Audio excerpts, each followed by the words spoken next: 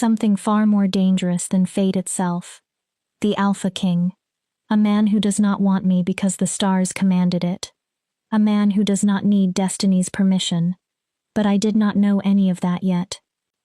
My name is Lyra Winterbourne, and on the night everything I believed about fate collapsed, all I knew was that I had waited 22 years to find my mate. The ceremony hall smells of pine, polished wood, and anticipation. I stand near the edge of the crowd with my fingers locked so tightly together that my knuckles have turned white. Wolves from every corner of Crescent Moon Pack have gathered for the full moon gathering, the night when unmated wolves often discover the partners destiny chose for them. It is the night when bonds snap into place without warning. The night when one scent, one look, one heartbeat can change an entire life. I have waited 22 years for that moment. 22 years of watching other wolves find their mates. 22 years of seeing eyes flash with that unmistakable golden shimmer when recognition hits. 22 years of watching the beautiful, overwhelming violence of two souls suddenly realizing they belong together. And 22 years of being the beta's daughter who still had no mate. At first, no one cared. Then the whispers began. Then came the concerned glances from elders. The murmured questions, the speculation that perhaps something was wrong with me. My wolf has been especially restless for weeks. She paces beneath my skin, as though she knows something I do not. As though she has been waiting for this exact night, this exact place, this exact moment. You're going to wear a hole through the floor, May whispers beside me. My younger sister found her mate last year. Thomas is a kind warrior, and right now he stands behind her, with one arm wrapped around her waist, looking at her as if she personally placed the moon in the sky. Once, watching them together made jealousy twist through me. Tonight I mostly feel empty. I can't help it, I whisper, scanning the room again. She won't settle. I have never given my wolf a separate name. She has always felt too much like me for that. But tonight she is almost clawing her way toward the surface, and her attention is fixed on the opposite side of the hall, on the ranked wolves, alphas, betas, elite warriors. Then I smell it. Pine, midnight rain, cedarwood, and something wild underneath it. My wolf surges so violently that I stumble. The scent curls around me like smoke, like a drug entering my bloodstream. Suddenly the voices around me fade. I cannot think. I cannot breathe properly. I can only follow. Lyra? May sounds distant, concerned, but I am already moving. People step aside as I cross the hall, though I barely register them. My entire world has narrowed to that scent, and the strange golden thread I can suddenly feel stretching from somewhere beneath my ribs toward someone across the room. The mate bond. It is real. It is finally happening. After all those years wondering whether I was somehow broken, wondering whether the moon goddess had forgotten me, I see him. Callum Thorne. Alpha Dominic's nephew, future head warrior. Tall, broad, dark-haired, with amber eyes and a hard jaw that always made half the unmated she-wolves in the pack stare when he passed. He is laughing with several warriors. He has no idea his life is about to change. No idea mine already has. Mate. My wolf whispers the word with reverence, with relief, with certainty. I move toward him as if I am dreaming. Every step makes the bond brighter, stronger. So tangible I almost believe I could reach between us and touch it. He is going to turn around. He will smell me. Recognition will hit him. His eyes will find mine. He will smile the way I have seen him smile at other women, except this time it will belong to me. Only me. Forever. I am barely 3 feet away when his body goes rigid. His head turns sharply. Amber eyes lock onto mine. They widen. I watch recognition hit him. His nostrils flare as my scent reaches him. Then gold floods his irises. There is no mistake. He feels it too. My smile spreads so wide my cheeks ache. Hi, I breathe. No. One word. Flat. Hard. Final. My smile disappears. What? Callum steps backward. Actually steps away from me, as if getting closer might contaminate him. His expression becomes carefully blank, but tension has locked his shoulders and spine. This is a mistake. His voice carries farther than it should. Only then do I realize the room has become silent. Every conversation has stopped. Hundreds of wolves are watching us. This sacred moment that should belong only to two mates has become public theater. I don't understand, I say. I hate how small I sound. The bond. You feel it, don't you? You can feel. I feel it. His jaw tightens. And I'm telling you it's a mistake. Cold begins spreading through my chest, drowning the warmth that came with recognition. Callum, what are you saying? You're the beta's daughter. He says it as if the title should mean something ugly. My wolf whimpers. You're not exactly what I expected in a mate. No one speaks around us. I can feel hundreds of eyes. What does that mean? My voice trembles. What did you expect? His gaze moves over me. For one desperate second, I hope to see desire. Instead, I see calculation, judgment, disappointment. Someone stronger, he answers. Someone capable of standing beside the future head warrior. Someone who can give me powerful heirs. I am the beta's daughter. I can hear the desperation entering my voice. My bloodline is strong. I can. Your wolf is barely delta rank. The words strike harder than fists. Everyone knows it. You hardly ever shift in front of the pack because you're ashamed of how small she is. How weak she is. It is true. That is what makes it hurt. My wolf has always been small. Shifting has always been difficult.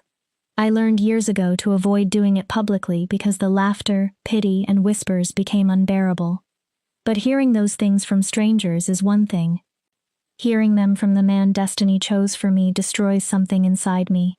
That shouldn't matter, I say. I reach toward him. The moon goddess chose us. There has to be a reason. The moon goddess makes mistakes. He moves away from my hand, and I won't tie the rest of my life to one of them. My chest becomes colder. My wolf begins howling inside me. Only I can hear it. Only I feel her pain. Please. I no longer care that everyone is watching. Please, Callum, don't do this. Give the bond a chance. Give me a chance to. He straightens, and somehow I know what is coming before he says it. No. His amber eyes harden. I, Callum Thorne, reject you, Lyra Winterborn, as my mate and my equal. The golden thread does not simply break. It tears, shreds, burns its way out of me.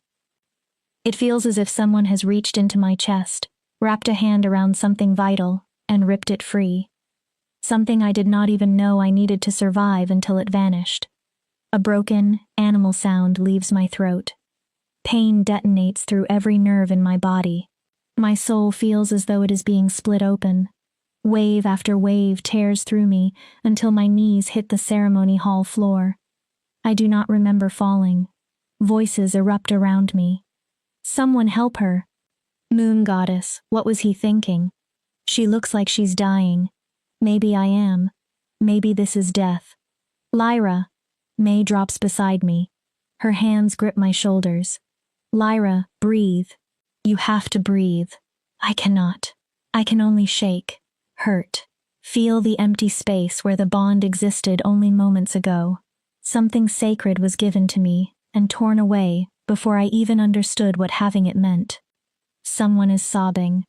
High, desperate sounds echo against the vaulted ceiling. It takes far too long to realize they are coming from me. Get her out of here. My father's voice cuts through the chaos. The beta. Furious. Heartbroken. Take her home. Now. Hands lift me. The world dissolves into blurred shapes and meaningless colors. For one brief instant, I see Callum. He has not moved. His face is pale but determined. His amber eyes refuse to meet mine. My mate rejected me. My fated mate looked at me and decided I was not worth keeping. The moon goddess herself connected us, and he rejected me anyway. The last thing I see before darkness takes me is the full moon through the ceremony hall windows, perfectly round, perfectly bright, completely indifferent. So much for goddesses, so much for destiny, so much for fate. 3 days pass. I do not die. Part of me wishes I had. Rejection sickness keeps me trapped in bed, burning with fever while my body struggles to adjust to the violent removal of a bond that had barely formed. The pack healer comes and goes. She leaves bitter tea and comforting phrases that mean nothing. My mother sits beside me, stroking my hair. My father paces through the house like an animal searching for something to attack. May cries more than I do. After that first night, I stop crying altogether. There is nothing left inside me that feels capable of tears. On the 4th day, I force myself out of bed. My legs tremble. My body feels weak. But I am alive. The physical agony has faded into a persistent ache. The emotional pain is different. I have learned not to look directly at it. You don't have to attend the pack meeting, my mother says from my doorway. Her eyes are swollen and red. Your father can represent the family. Everyone will understand. I'm going. My own voice sounds strange to me. Flat. Empty. You don't have to prove anything, Lyra. I'm not hiding, Mom. She studies me. If it becomes too much, you can leave. I'll be fine. The lie hangs between us. She knows it. I know it. But she finally nods. Because if I start hiding now, I may never stop. If Callum's rejection makes me smaller than I already felt, then he wins. Everyone who whispered about my weak wolf wins. Everyone who wondered why I had not found a mate wins. I am tired of allowing other people to decide what I should be ashamed of. The meeting takes place inside Alpha Dominic's sprawling home at the center of pack territory. The moment my family and I enter, conversations change. They do not completely stop. That would be too obvious. Instead, voices lower. Eyes slide toward me, then quickly away. Pity hangs over every glance like poison. I hold my head up. Callum stands with the warriors. He does not look at me. He has not looked at me since the rejection. I am grateful. If he tried to apologize, explain, or speak to me at all, I might fall apart again. And I refuse to break in front of him twice. Alpha Dominic begins the meeting. I barely hear the ordinary business. Patrol schedules, supplies, upcoming ceremonies. My mind is trapped elsewhere. Pine and midnight rain. The golden bond forming. The same bond tearing apart. Callum's expression when he decided I was not enough. Then Alpha Dominic says something that pulls me back. Representatives from the capital will arrive tomorrow. There is tension in his tone. Real tension. The capital. The place where the Alpha King rules over every pack in the territory. The Alpha King is touring the outer packs. Dominic continues. He will remain here for 3 days. I expect every member of Crescent Moon Pack to behave accordingly. Whispers move through the room. The Alpha King has not visited us in more than a decade. A royal visit is not merely ceremonial. It means observation, evaluation, judgment. Why is he coming? Someone asks. Dominic pauses. He's looking for something. That is all I was told. What? I don't know. But Dominic's face tells me he has theories he does not intend to share. I should care. The arrival of the most powerful wolf in the territories could affect our entire pack. But I cannot make myself feel much beyond the hollow space inside me. Let the Alpha King come. Let him inspect us. Let him judge us. What difference does anything make now? The meeting ends. I am almost outside when an elderly voice calls behind me. Lyra. Wait. I turn. Elder Miriam approaches slowly. She is one of the oldest wolves in Crescent Moon Pack, and one of the keepers of our history and traditions. Yes, Elder? I force politeness into my tone. Her papery hands close around mine. I am sorry for what happened to you, child. Mate rejection is a terrible wound. Thank you. The answer comes automatically. But you should understand something. She leans closer. A rejection does not necessarily mean your story is finished. I stare at her. What does that mean? Sometimes the moon goddess's first choice is not her final one. My stomach tightens. I don't understand. Fate is more complicated than the stories we tell the young. Sometimes we must be broken before we can become what we were truly meant to be. Her gaze changes, distant, almost as though she is watching something beyond the room. Then she whispers, "The Alpha King's visit is not a coincidence, Lyra." Cold travels through me. What are you talking about? Nothing is ever a coincidence. Before I can demand an explanation, she pats my hand and walks away. I remain frozen near the doorway. The Alpha King is coming. And for reasons I cannot explain, I suddenly have the terrible feeling that his arrival will change everything again. I barely survived the last change. I have no idea whether I can survive another. Chapter 2. The Alpha King arrives. The Alpha King reaches Crescent Moon Pack at dawn. I am in the training yard when the announcement howl travels across the territory. Every wolf stops.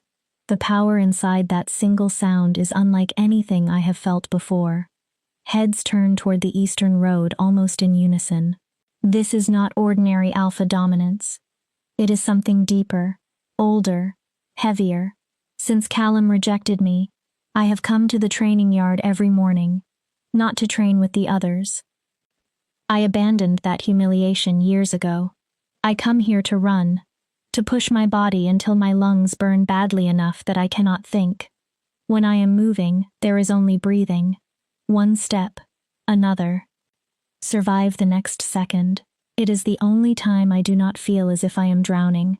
But when that howl reaches me, even my wolf reacts. She has barely moved inside me since the rejection. Now her head lifts. Her attention sharpens. For the first time in days, she seems interested in something. "Did you feel that?" a wolf nearby whispers. "That wasn't normal alpha power," another answers. "That was something else. I should return home. My father will expect me at the formal welcome. I should shower, change, make myself presentable. The last thing I want is to stand in a line and bow to some royal wolf who probably thinks everyone outside the capital is beneath him. Yet I do not leave. I stay at the edge of the training yard, staring toward the eastern road. I want to see the kind of man capable of making an entire pack stop with one howl. The motorcade appears first.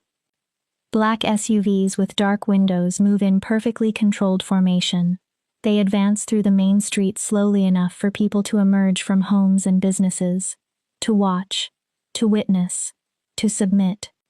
By the time the vehicles stop in front of Alpha Dominic's house, nearly the entire pack has gathered. I remain toward the rear. My training clothes cling to me with sweat. My hair is tied in a messy braid. My father would be horrified if he noticed me. For once, I do not care. The vehicles stop. No doors open. Seconds stretch. The silence becomes unbearable. I can hear my own pulse. Then the rear door of the center SUV opens. The Alpha King steps out, and I forget how to breathe. He is easily 6'4", with shoulders broad enough to make every other wolf around him look smaller. His hair is nearly black, trimmed shorter at the sides and longer on top. Silver already touches his temples. He wears black tactical pants, heavy boots, and a fitted black shirt. But his body is not what holds my attention. His face does. Sharp cheekbones, a hard jaw, a mouth that looks as if smiling is something he rarely bothers with. And his eyes. Even from the edge of the crowd I can see them. Not gold.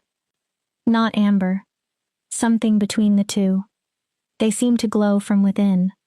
Wolf eyes in human form. He surveys the pack. Wherever those eyes land, wolves instinctively lower their heads and expose their throats. No command is needed.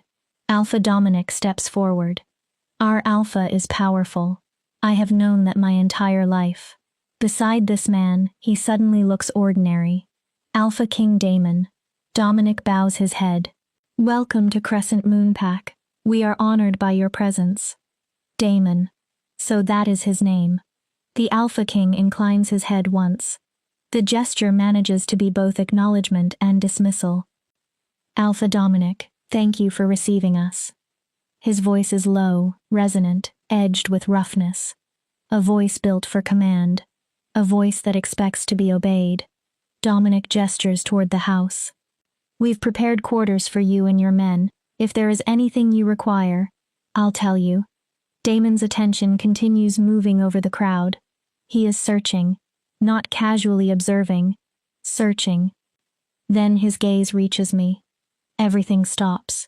I know what a mate bond feels like. I know the golden pull, the rush of recognition, the overwhelming certainty. This is not that. But something happens. A different kind of recognition. A sensation like a lock turning somewhere deep inside me.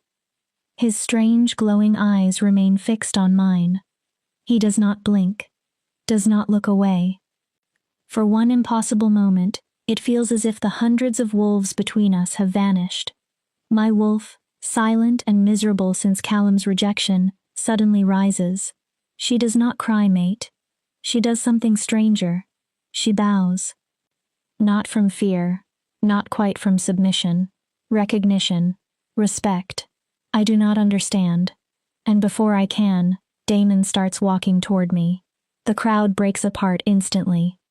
Wolves move out of his path without being asked. Dominic calls after him, but Damon ignores him. Those glowing eyes remain on me. My heartbeat accelerates with every step. He is going to pass me. He must be looking at someone behind me. Why would the Alpha King care about a rejected woman whose wolf can barely shift properly? He stops directly in front of me. Up close, his presence is overwhelming. His scent reaches me. Winter frost, ancient forest, smoke, something untamed beneath all of it. My mouth goes dry. You, one word. It lands with the weight of a brand. I stare at him. What is your name? His voice is quieter now, clearly meant for me, but the command remains inside it. Lyra. I hate myself for stammering. Lyra Winterborn. Something flickers in his eyes. Winterborn, the beta's daughter. How does he know that? Yes. He takes a small step closer. The power of his wolf presses against mine. Strangely, it does not feel threatening. It feels as though he is studying me from the inside. You were rejected recently. It is not a question. The words strike me like a slap. Can he smell the broken bond? The rejection sickness? The shame? Yes. Who? That isn't. I swallow. It doesn't matter. It matters to me. Why? The question screams inside my head. Why would the Alpha King care who rejected an insignificant woman from an outer pack? Callum Thorne, I say quietly. Alpha Dominic's nephew. Something dangerous enters Damon's eyes. His face barely changes, but the air around us seems to cool. Every instinct I possess suddenly becomes alert. Show me. I blink. Show you what? Your wolf. Horror floods me. I can't. My face burns. I'm not. That was not a request. Power enters his voice. An Alpha King's command is not like a normal Alpha order. Something ancient and instinctive inside our species responds before thought can interfere. My wolf surges forward. The shift begins. Bones crack and reshape. Muscle tears and rebuilds. It hurts. It always hurts. Then I am standing on 4 legs among the remains of my clothes. Humiliation consumes me. I know exactly what everyone sees. A small brown she-wolf, barely larger than a human German shepherd. Nothing impressive. Nothing powerful. Delta rank at best. Perhaps lower. The Wolf Crescent Moon Pack has whispered about for years. The crowd says nothing. Silence can be worse than laughter. I can feel their pity, their embarrassment for me. Somewhere nearby, Callum must be watching. probably believing his rejection has just been justified in front of the Alpha King himself. Damon does not laugh. He does not look disappointed. He slowly circles me. Studying. Assessing. His expression is impossible to read. I want the earth to open and swallow me. Shift back. I obey. A blanket is thrown toward me, and I wrap it around my naked body. I stare at the ground. Your wolf is small, Damon says. I flinch. Then he adds, but she is not weak. My head snaps up. What? Delta rank, perhaps. He tilts his head. Not because she lacks power. I stare at him. Then why? Suppression. The word means nothing to me. I don't understand. Something is holding her back. His gaze sharpens. Trauma, perhaps.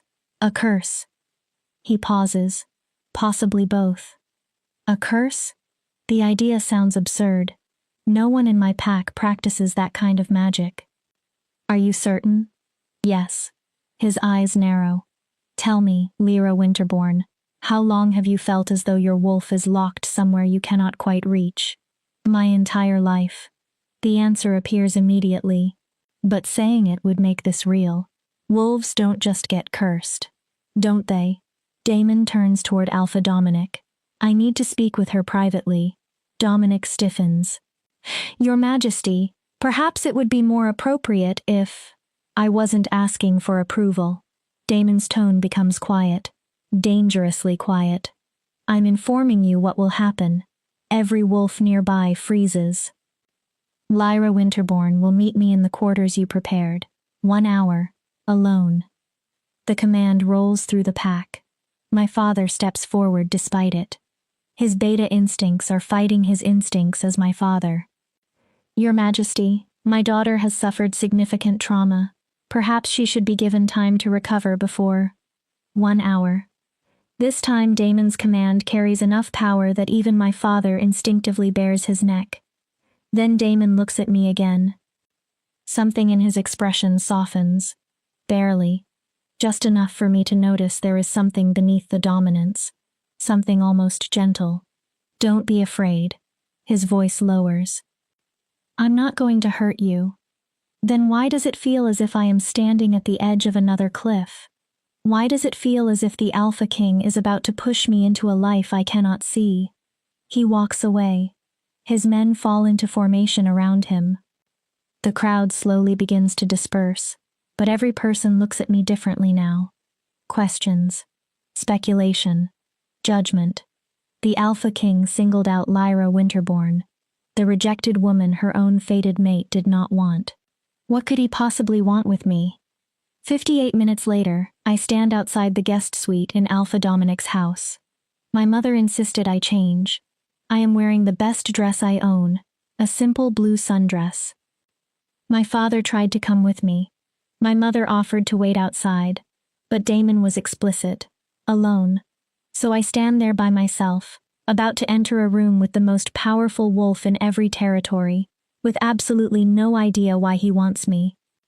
I lift my hand to knock. The door opens before my knuckles touch it. A man stands there. Not Damon. One of his guards. Tall. Scarred. His eyes assess me in a heartbeat. Lyra Winterborn? Yes. The king is waiting. He steps aside. The guest suite is enormous. Far larger than my bedroom at home. Expensive furniture. Floor-to-ceiling windows. A sitting area that probably costs more than my family earns in a year. Damon stands near the windows with his back to me. He has changed into dark jeans and a charcoal shirt. His hands are folded behind him. He looks relaxed at first glance, but tension lives in his shoulders. Like a predator that never completely stops expecting a fight. Leave us. He does not turn. The guard immediately exits. The door closes. We are alone. Sit. Damon gestures toward a chair. I sit with my hands folded in my lap. For several seconds he says nothing. The silence grows until I can barely tolerate it. Finally he asks, "Do you know why I came here?"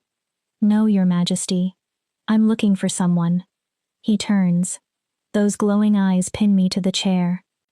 I have been looking for a very long time. I don't understand what that has to do with me. Don't you? He crosses the room. Slowly. Deliberately. Then stops in front of me. Tell me about your rejection. My stomach twists. Why? Tell me why your mate rejected you. The question is painfully direct. Yet his tone is not mocking. There is no pity. Only genuine attention. He said I was weak, I whisper, that my wolf was barely Delta rank, that I wouldn't give him strong airs. Shame burns again. He said the moon goddess made a mistake. And what do you believe? I look down. I look down. I look down. I think. The admission sticks in my throat. I think maybe he was right. I think maybe he was right. Sound comes from Damon, low, almost a growl. He was wrong. You don't know that. I know enough. He crouches until we are eye level. This close, I can see tiny silver flecks inside the strange color of his eyes. I know you've been suppressed almost your entire life. My breath catches. I know your wolf is trapped behind something you do not understand. He leans slightly closer. And I know you are stronger than you have ever been allowed to believe. How could you possibly know that? His hand rises slowly. He gives me time to move away. I do not. 2 fingers touch the center of my chest, directly over my heart. Power explodes through me. Not pain. Something more startling, like lightning through my veins, like a sleeping part of me suddenly opening its eyes. My wolf howls, actually howls, and for one brief second, I see her with impossible clarity. Not small, not weak, powerful, radiant, trapped behind bars I never knew existed. I jerk backward. What did you do? I showed you what is already there. Damon rises and gives me space. You are not weak, Lyra Winterborn. His expression becomes severe. You were bound. My heart pounds. Someone placed a suppression spell on you when you were very young, most likely not long after your first shift. I stare at him. It has been dampening your wolf ever since, making her appear smaller and weaker than she truly is. No. The word comes too quickly. That's impossible. Is it? Who would curse me? Why? That is what I intend to discover. He pauses. But first, I need to know whether you will let me help you. Help me do what? Break the curse. My breath catches. Free your wolf. He takes another step toward me. Allow you to become whatever you were meant to become before someone took that choice from you. My mind races. And after that? If you're willing, you'll return to the capital with me. I stare. What? His expression does not change. I'm claiming you, Lyra Winterborn. His voice is absolute. Not as a mate. I am not your fated mate, and I will never pretend to be. He holds my gaze. But I am claiming you as mine to protect, as a member of my pack, under my authority and protection. I don't understand. The words barely leave my mouth. Why? Because you are what I have been searching for. He moves closer again. There is something intense in his expression now, almost hungry. I can feel the power trapped inside you. His gaze drops briefly to where he touched my heart, and I want to see what happens when it is finally free. A dangerous flicker crosses his face. Your mate was a fool to reject you. His eyes return to mine. I am not a fool. I cannot process this. The Alpha King cannot actually be standing in front of me, offering to remove a curse I never knew existed, offering to take me away from Crescent Moon Pack, claiming me. This is insane, I whisper. Yes. To my surprise, Damon agrees immediately. It is. Then he extends his hand. But insanity does not make it untrue. I stare at his palm. What do you say, Lyra? My wolf pushes forward. Will you allow me to help you? His voice lowers. Will you come with me and find out who you really are? The choice stretches before me. Stay here. Remain the rejected woman everyone whispers about. The weak wolf Callum discarded. Spend years enduring pity and humiliation. Or take Damon's hand. Follow the Alpha King into a city I have never seen. Into danger. Into uncertainty. Into a future I cannot imagine. My wolf is practically screaming at me to accept. Not because Damon is our mate. He is not. But she recognizes something in him. Something that calls to whatever has been trapped inside us. If I go, I ask, can I come back? If you want. His hand remains perfectly steady. But I don't think you will. Why? Because once you understand what was taken from you, once you discover what you are capable of, I don't think you will ever want to make yourself small again. The words hit something inside me. Because he is right about one thing. I am tired. Tired of being weak. Tired of being weak. Tired of being weak. Tired of being rejected. Tired of living as though something is wrong with me. Maybe I should finally learn what happens when I stop believing everyone else's definition of who I am. I place my hand in his. His fingers close around mine. Warm. Strong. Certain. Something like satisfaction flashes through his eyes. Good. He rises. We leave at dawn. And just like that, my life changes again. But this time, someone else did not make the choice for me. Callum chose rejection. The moon goddess chose a bond. Damon chose to claim me. But this decision is mine. I am the one stepping toward the edge. I am the one choosing to jump. I only hope I survive the fall. Chapter 3. The Journey to the Capital. I do not sleep that night. How could I? In less than a day, I have gone from being Crescent Moon Pack's rejected woman to someone personally claimed by the Alpha King. I have gone from believing my weakness was simply part of me to being told someone may have forced it on me. Yesterday, I thought I had no future. Now I have one. And it frightens me almost as much as it excites me. My parents have no idea what to make of any of it. This is highly irregular. My father has repeated the sentence so many times that I have lost count. He paces the living room. The Alpha King does not simply arrive at an outer pack and claim one of its wolves.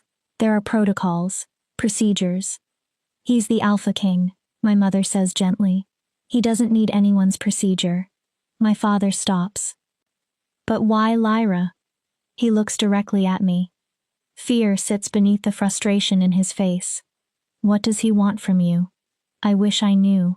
I sit on the couch, both hands around a cup of tea that went cold long ago. He said I've been cursed, that my wolf has been suppressed. That's ridiculous.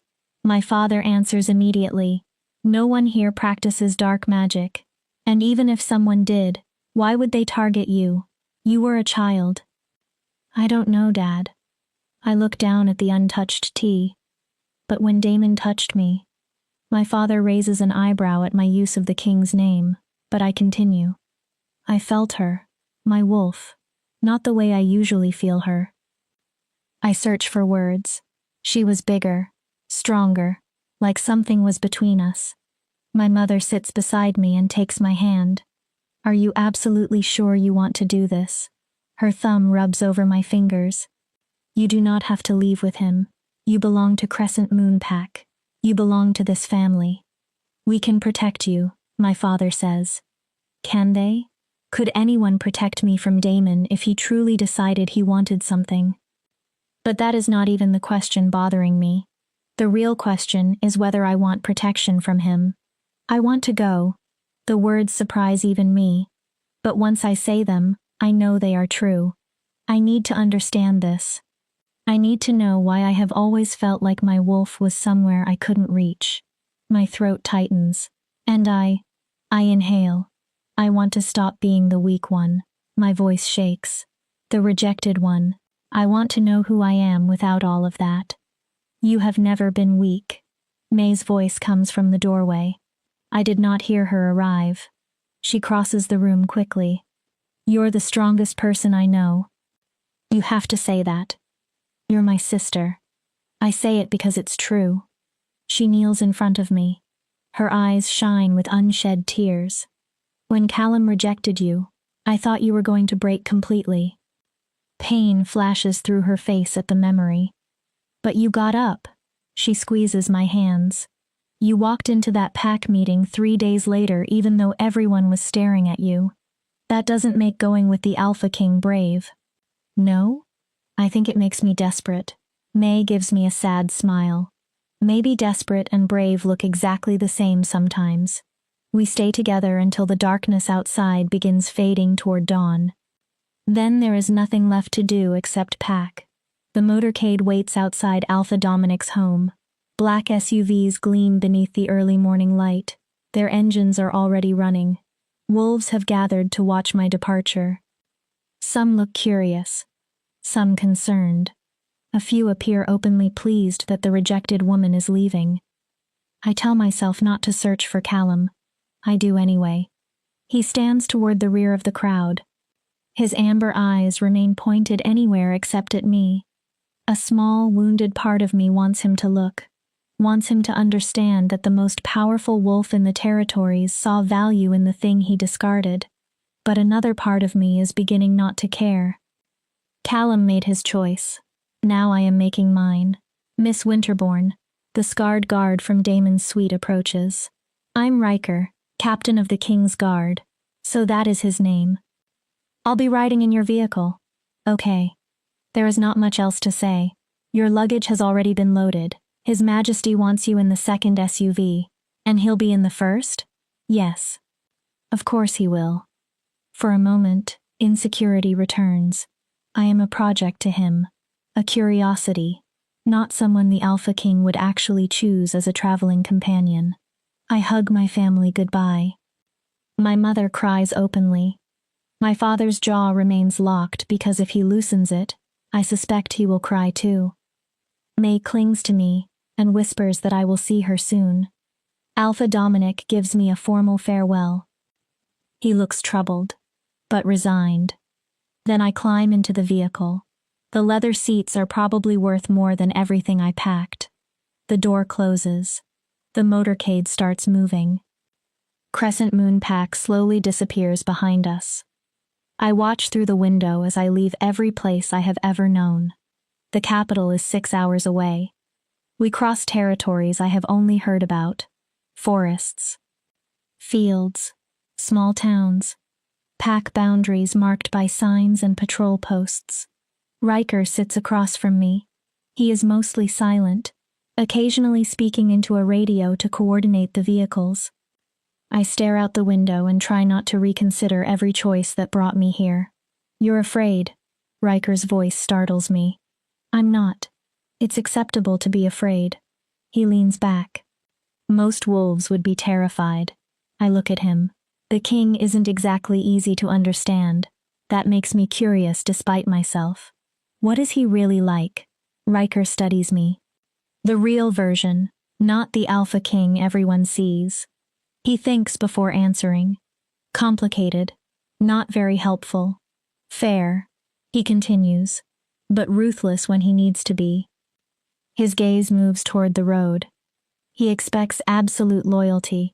He gives the same loyalty in return. You respect him. He's the best leader I've served. Then his expression shifts slightly. But he is damaged in ways most people never see. Damaged how? That is not my story to tell. He looks back at me. But I will tell you this. The king never acts without a reason. The statement sits heavily. If he claimed you and brought you to the capital, then he sees something he needs. Riker pauses. Or wants. Possibly both. That isn't comforting. It wasn't meant to be. His expression remains completely serious. It was meant to be honest. He folds his arms. The king values honesty more than almost anything. Almost? Remember this if you plan to survive around him. Riker's eyes harden. Never lie to Damon. Tell him an ugly truth before you tell him a comforting lie. Why? Because he can forgive truth. Riker looks away. Lies are what make him dangerous. I store the warning carefully. It joins the growing collection of things I need to understand about the man who turned my life upside down. We stop once for fuel and food. Through the window, I watch Damon step from the first SUV. Guards immediately surround him. He moves with the same controlled, predatory grace I noticed yesterday. Every person at the rest area looks. Damon does not glance toward my vehicle. I tell myself I am relieved. I know I am lying. By the time we approach the capital, the sun is sinking. Orange and gold spread across the horizon. Eclipse City rises ahead of us. For several seconds, I can only stare. Glass towers catch the dying sunlight beside old stone buildings that look centuries old. A massive wall encircles everything, beautiful, intimidating, protective, and perhaps a little like a cage. Eclipse City, Riker says, heart of the Alpha King's territory. Guards at the gates straighten the instant our motorcade appears. Inside the walls, broad streets run between shops, restaurants, residences, offices, and crowded walkways. Yet wherever the vehicles pass, everything slows. People stop walking. Conversations end. Wolves turn toward us. Some lower their heads. Others press a hand over the heart in respect. This is different from Crescent Moon Pack. Those wolves did not merely obey Damon. These people seem to revere him. Real power, I realize, is not only strength. It is devotion. The motorcade continues, until we reach something I can only call a palace. White stone, dark glass, manicured gardens, layers of guards. The building seems ancient and modern at once. A physical reflection of the man inside the lead vehicle. We stop in a circular drive. Riker opens my door. This way, Miss Winterbourne. My legs feel unsteady as I step out. Damon is already moving toward the entrance. Several guards flank him. Every wolf nearby seems aware of him. Lyra. His voice cuts through everything. I jump. He has stopped at the entrance and turned toward me. Keep up. There is no cruelty in the words. Just expectation. I hurry forward. Riker follows beside me. Inside, the palace is even more overwhelming.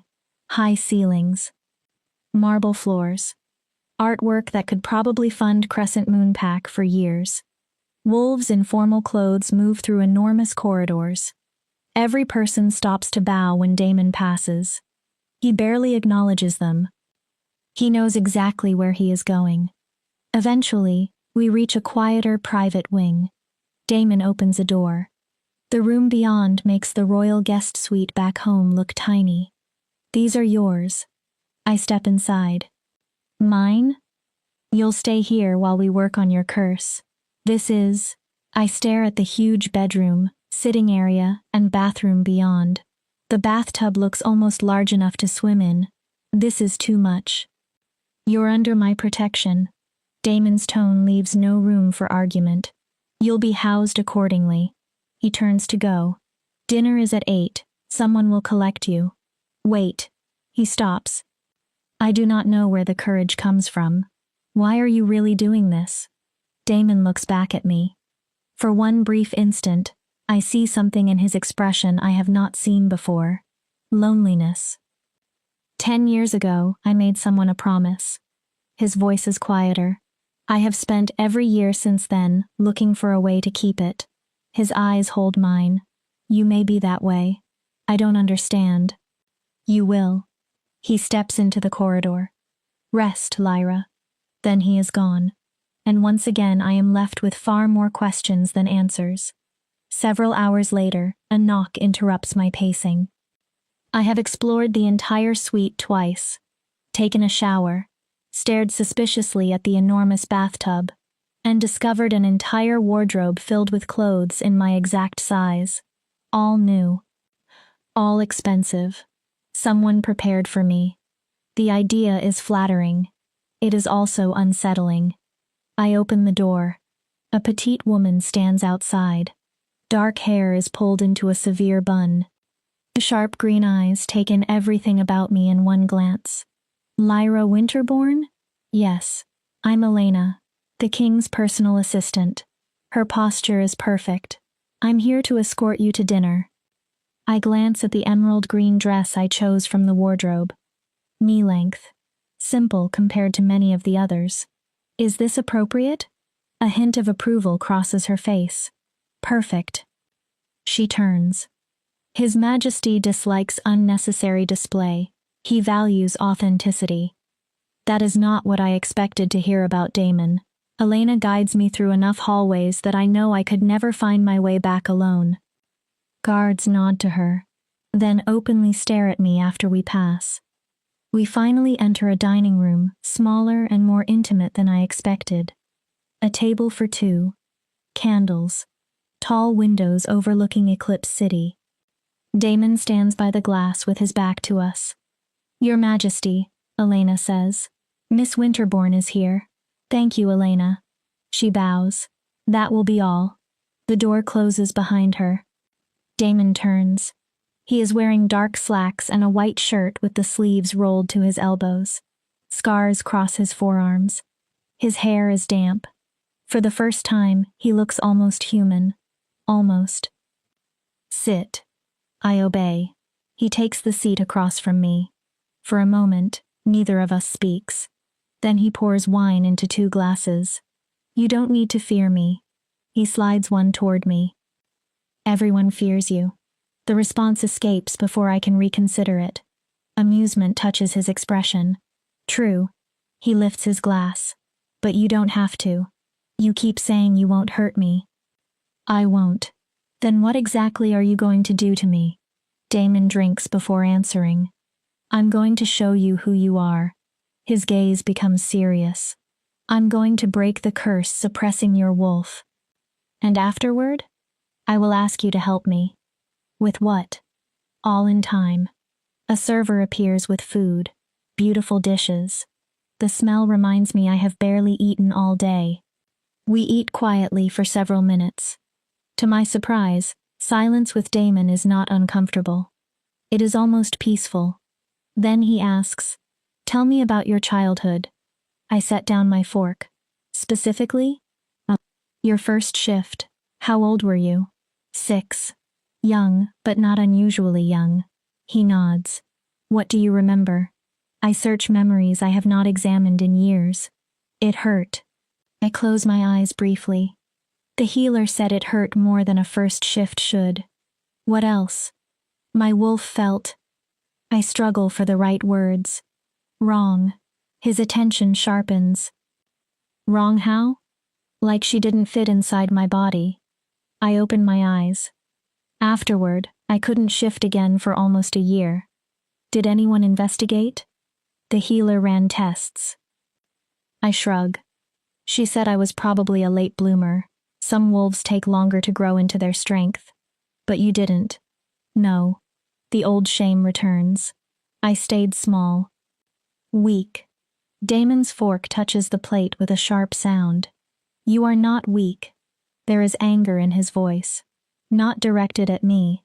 You were suppressed. How are you so sure? Because I have seen this before.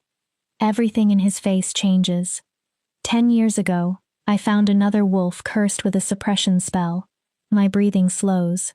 The curse was designed to trap their true power and make them appear weak. What happened? When I found them, the spell had been in place too long. His jaw tightens. It had woven itself too deeply into the wolf's essence. He looks toward the window. I tried to remove it. The unfinished sentence frightens me more than an answer. What happened, Damon? They died. The words are emotionless. His eyes are not. The curse had become part of them. Removing it destroyed both the wolf and the person. Cold fear crawls through my body. And you want to try that on me? No. He leans forward. I want you to understand that I will not repeat that mistake. His voice is firm. I have spent 10 years studying suppression magic. 10 years? Learning how it is built, how it binds, how to dismantle it safely. He meets my eyes. I have found 12 other wolves carrying variations of the same curse. My stomach tightens. And? I successfully freed 11. What happened to the 12th? They chose not to attempt it. His tone remains respectful. The curse had been with them for 40 years. They preferred living with reduced power over risking death. He pauses. I honored that decision. Then his eyes settle on me. And if you decide the same, I will honor yours. But you don't think I will? No. A hint of certainty enters his voice. I think you need to know who you really are. Goddess help me. He is right. Who curses a child? My voice is barely above a whisper. Who would do that? That is one of the questions we need answered. Damon sits back. Suppression curses are dark magic. They are difficult and expensive. His expression becomes thoughtful. No one casts one casually. So I was chosen deliberately. Yes. Why? I don't know. He watches me carefully. But whoever did this wanted to make certain you never reached your full potential. I'm nobody. The words come automatically. Just the beta's daughter in an outer pack. Damon's eyes glow brighter. That is precisely the question that brought me to Crescent Moon. I freeze. What? 6 months ago, information reached me that someone in Crescent Moon Pack had been cursed as a child. My pulse jumps. Someone whose true strength had been hidden. You came looking for me. Not for you specifically. He corrects me. I came looking for someone like you. Someone suppressed. Someone hidden. Someone made to look weak. The instant I saw you and felt your wolf, I knew I had found what I came for. I stare at him. What do you think I am? My voice trembles. What could possibly be inside me that was worth cursing? For the first time, Damon truly smiles. The change is startling. His face looks younger, less terrifying, almost beautiful. That, he says, is what we are going to discover. He lifts his glass. Tomorrow. What happens tomorrow? His smile fades into focused certainty. Tomorrow, I break your curse. Fear coils in my stomach. What if you do all that and nothing changes? What? What if the curse comes off and I'm still... I look down. Still me. Still weak. Damon's expression hardens. Not at me. At the idea. Then you remain under my protection. I look up. You still have a place in my pack and in this palace. He leans forward. This is not conditional on discovering some extraordinary power, Lyra. His voice softens. It is about freeing you from something another person forced onto you without consent. A tension I did not know I was carrying loosens in my chest. Okay. I pick up my wine. Tomorrow, we break it. Tomorrow, Damon agrees. He raises his glass. We set you free. The crystal touches with a quiet chime. I do not know what tomorrow will bring. I do not know whether I can survive having something so old torn out of me. I do not know what I will become if I do survive. But for the first time since Callum rejected me, something inside me feels dangerously close to hope. Maybe Damon is right. Maybe I am stronger than I think. Maybe it is finally time to find out. Chapter 4. Breaking the Curse. I do not sleep. Again. Every time I close my eyes, I see Damon's face when he told me about the wolf who died. He controlled his voice perfectly, but the pain beneath it was impossible to hide. For 10 years, he has carried the weight of that failure. What if I become another? What if tomorrow ends with my body on a palace floor and Damon forced to watch another wolf die because he tried to save her? What if Callum was right? What if I really am too weak for this? By dawn, I have imagined running at least a dozen times. I could leave the palace, disappear into Eclipse City, find a way back home, accept the smaller life I already know. Become Lyra Winterborn, rejected and weak, but alive. Yet I do not run, because beneath the fear is something stronger. I remember Damon's fingers against my chest, the rush of power. The moment I saw my wolf behind those invisible bars. I need to know.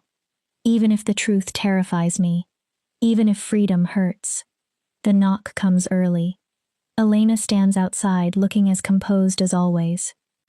Good morning, Miss Winterbourne. His Majesty requests you in the ritual chamber. Ritual chamber? My voice is rough from lack of sleep. That sounds comforting. It's where he breaks curses. That does not make it sound better. For the first time, sympathy touches her face. You should eat first. She carries in a tray. Eggs, toast, fruit, tea. You'll need strength. I force myself to eat even though everything tastes like ash. Elena waits. Have you watched him do this? I ask eventually. Break curses? Yes. 12 attempts, as he told you. I witnessed the last 8. And? It is unpleasant. Her answer is brutally simple. But he is exceptionally good. The one who died. I cannot finish. That happened before I served him. Elena pours more tea. But I know what it did to him. Her green eyes meet mine. He will not allow it to happen again. There is absolute certainty in her voice. Damon would die himself before willingly losing another wolf under his protection. It should comfort me. Instead, it creates another pressure. Now I need to survive for myself. And because he does not deserve to carry another ghost. When I cannot force down another bite, Elena takes me deeper into the palace. Down staircases I never noticed. The architecture gradually changes. Polished marble gives way to ancient stone. Modern hallways narrow. The air becomes colder, older. This is the original palace, Elena explains. The oldest section. How old? More than 5 centuries. The first Alpha King used these chambers after claiming this territory. We stop before a heavy wooden door. Elena knocks 3 times. After a pause, Damon's voice answers. Enter. The ritual chamber is circular. Dark stone forms the walls and domed ceiling. Every sound echoes. Hundreds of candles provide the only light. They are arranged in precise patterns around a vast circle, painted or drawn onto the floor in white. Symbols cover the inside. I recognize none of them. Damon stands at the circle's edge, all black, his eyes already faintly glowing. He is not alone. An elderly woman sits near the wall. She is so old I am almost afraid a strong breeze might break her. Pure white hair, a face covered in deep lines, but her eyes are clear, sharp, knowing. Ah, her surprisingly strong voice fills the chamber. So this is the one. Damon gestures. Lyra, this is Grandmother Iris. He looks toward the old woman. She is the eldest witch in my pack. She'll assist us. Witch? Iris rises with far more grace than I expected. Half witch. She approaches. Half wolf. Her mouth twists in amusement. A useful combination when one spends one's life undoing other people's magical stupidity. She studies me. Not politely, thoroughly. Then she hums. Yes. I tense. What? I can see it. Her gaze narrows. The suppression. My skin prickles. It's woven through you like a parasite. That is a deeply unpleasant description. Iris laughs. Dry and soft. I like her, Damon. She has a spine. Damon. Hearing someone casually use the Alpha King's name makes him suddenly seem less like a title and more like a person. I look at Iris. Can you remove it? I can help him remove it. She points toward Damon. But understand this before you agree, child. All humor leaves her face. It will hurt. My stomach tightens. How badly? The curse has been inside you almost your entire life. Her eyes become grave. Removing it may feel as though pieces of your soul are being torn loose with it. How comforting. Iris chuckles again. Damon does not. Lyra, I turn toward him. I need you to understand exactly what we're about to do. I nod. Iris and I will enter a shared trance. He points toward the circle. We'll combine our power and use it to see the curse as it exists across your wolf's essence. Actually see it? Yes. Then what? We unravel it. His tone is calm. Slowly, carefully, one section at a time. How long? Several hours. How many? Possibly 6 or 7. My mouth goes dry. You'll remain conscious. Damon does not soften the truth. You'll feel the entire process. Iris folds her hands. At some point, you will probably ask us to stop. Damon nods. You may decide living with the curse is easier than enduring its removal. And if I tell you to stop, we stop. Immediately. No hesitation. This only works if you choose it. His gaze is intense. Your consent matters every second, Lyra. The moment you withdraw it, the ritual ends. No punishment? No? No disappointment? No. No consequences? None. I inhale slowly, and if I don't stop, Damon's eyes brighten. Then we free your wolf. My pulse accelerates. And finally find out who you really are. I stare at the circle, the candles, the symbols, the dark stone. Every instinct tells me to leave. Choose safety. Choose the familiar prison. But I am exhausted from safety. Exhausted from being small.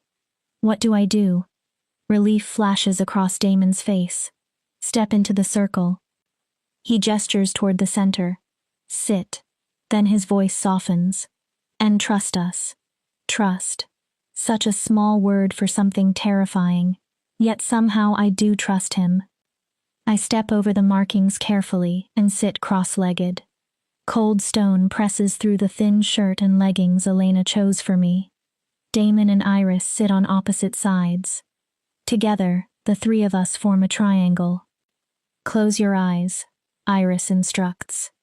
I obey. Breathe. I slow my breathing. Find your wolf. I turn inward. Search. She is there, as always. Muted. Far away. Separated from me by what feels like thick glass. I will begin the chant, Iris says. Do not be frightened by the language. It is older than the packs. She begins. The words are unfamiliar. Flowing. Rhythmic. The air changes. Pressure gathers against my skin. Magic. I feel it before I understand it. Then Damon joins her. His deep voice moves beneath Iris's chant. The sound vibrates through my bones. Power builds. Higher. Heavier. Until the room feels saturated with it. Then the magic enters me. My eyes fly open. The ritual chamber is glowing. The symbols beneath us pulse with light. Every candle burns unnaturally bright. Silver-white energy surrounds Damon. Pure dominance. Pure Alpha King. Iris glows green and gold. Ancient. Wild. Look inward. Damon's voice echoes strangely. Find your wolf. I close my eyes again. Power floods through every part of me. Then I see her. Oh, goddess. The words escape me. For the first time in my life, my wolf is not simply a presence. She is visible inside my mind, curled into herself. And surrounding her are chains, not metal, threads of sickly black-green light, hundreds, thousands, wrapped around her legs, chest, muzzle, throat. I see it. My voice shakes. The curse. I want to be sick. It's everywhere. Good, Iris says. Stay still. Her voice becomes distant. We're coming in. Two distinct presences enter my mental space. Damon, Iris. Their awareness overlaps mine. They can see what I see. A curse leaves Damon's mouth. His reaction frightens me. Whoever built this knew exactly what they were doing. Iris studies the threads. Master-level work. Her mental presence circles the curse. Old too, 16 or 17 years at least. I swallow. It has had time to root. Can you remove it? My mental voice sounds like a frightened child. Yes. Damon moves closer. But Iris was right. His attention remains on the black-green threads. This is going to hurt. I'm ready. No. There is no cruelty in the answer. No one is ever ready for something like this. His presence settles beside mine. But we're here. He waits. You won't do it alone. Then they begin. The first strand comes free. Pain rips through me like a heated blade beneath my skin. My body jerks. A cry bursts from my throat. Breathe. Damon's voice anchors me. Lyra, breathe. The second thread hurts worse. The third makes me scream.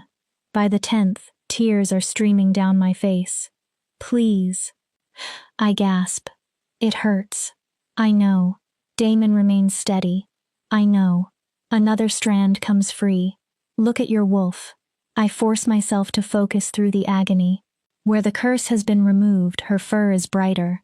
Her head is beginning to lift. Her eyes flutter open. She's waking up. The realization is barely a whisper. Yes, Iris says. Keep going. I almost laugh from relief. Then Iris adds, we're perhaps 1/10 finished. 1/10. Goddess. The next stretch is pure agony. They pull the curse apart strand by strand. Layer by layer.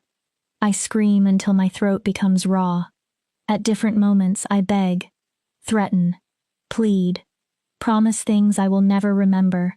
But Damon never disappears. Stay with me, Lyra. Another thread tears loose. You're doing well.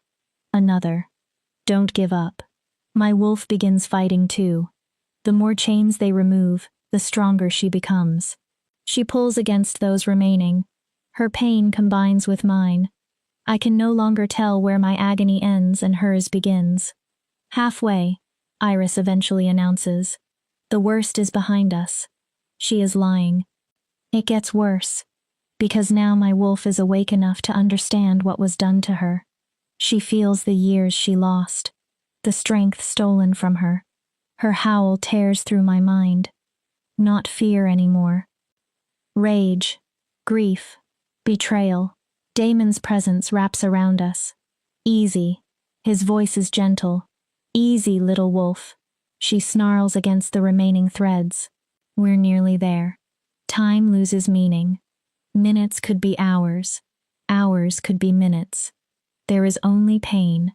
There is only the slow unmaking of something another person built inside me. Then Iris says the words I have been desperate to hear. Last layer. Relief nearly destroys me. But she continues. This one is wrapped around her heart. Damon goes completely focused. I see it. Delicate, Iris warns. I know. His presence sharpens. Lyra, I can barely answer. Yes, this is the most dangerous part. Fear punches through exhaustion. You need to remain absolutely still. Why? If I cut the wrong place or move too quickly, I could damage your wolf's essence permanently.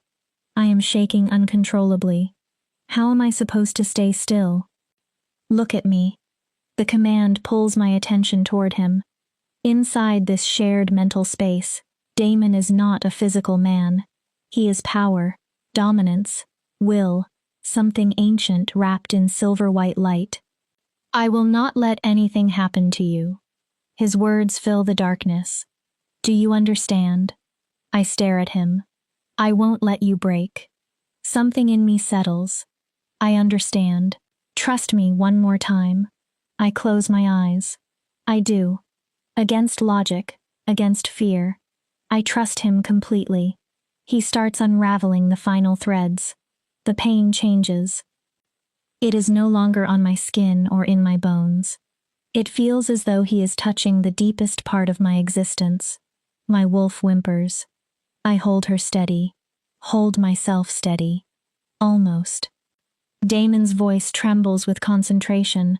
Almost. One strand remains. Last one, Lyra. He pulls. Something tears. The curse does not gently dissolve.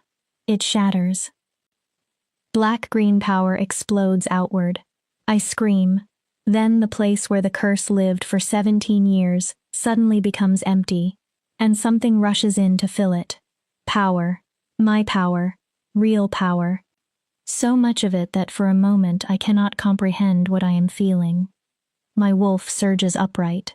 She is no longer small, no longer weak. She is enormous. Easily twice the size I always believed her to be. Her entire body radiates strength, potential, everything that had been stolen.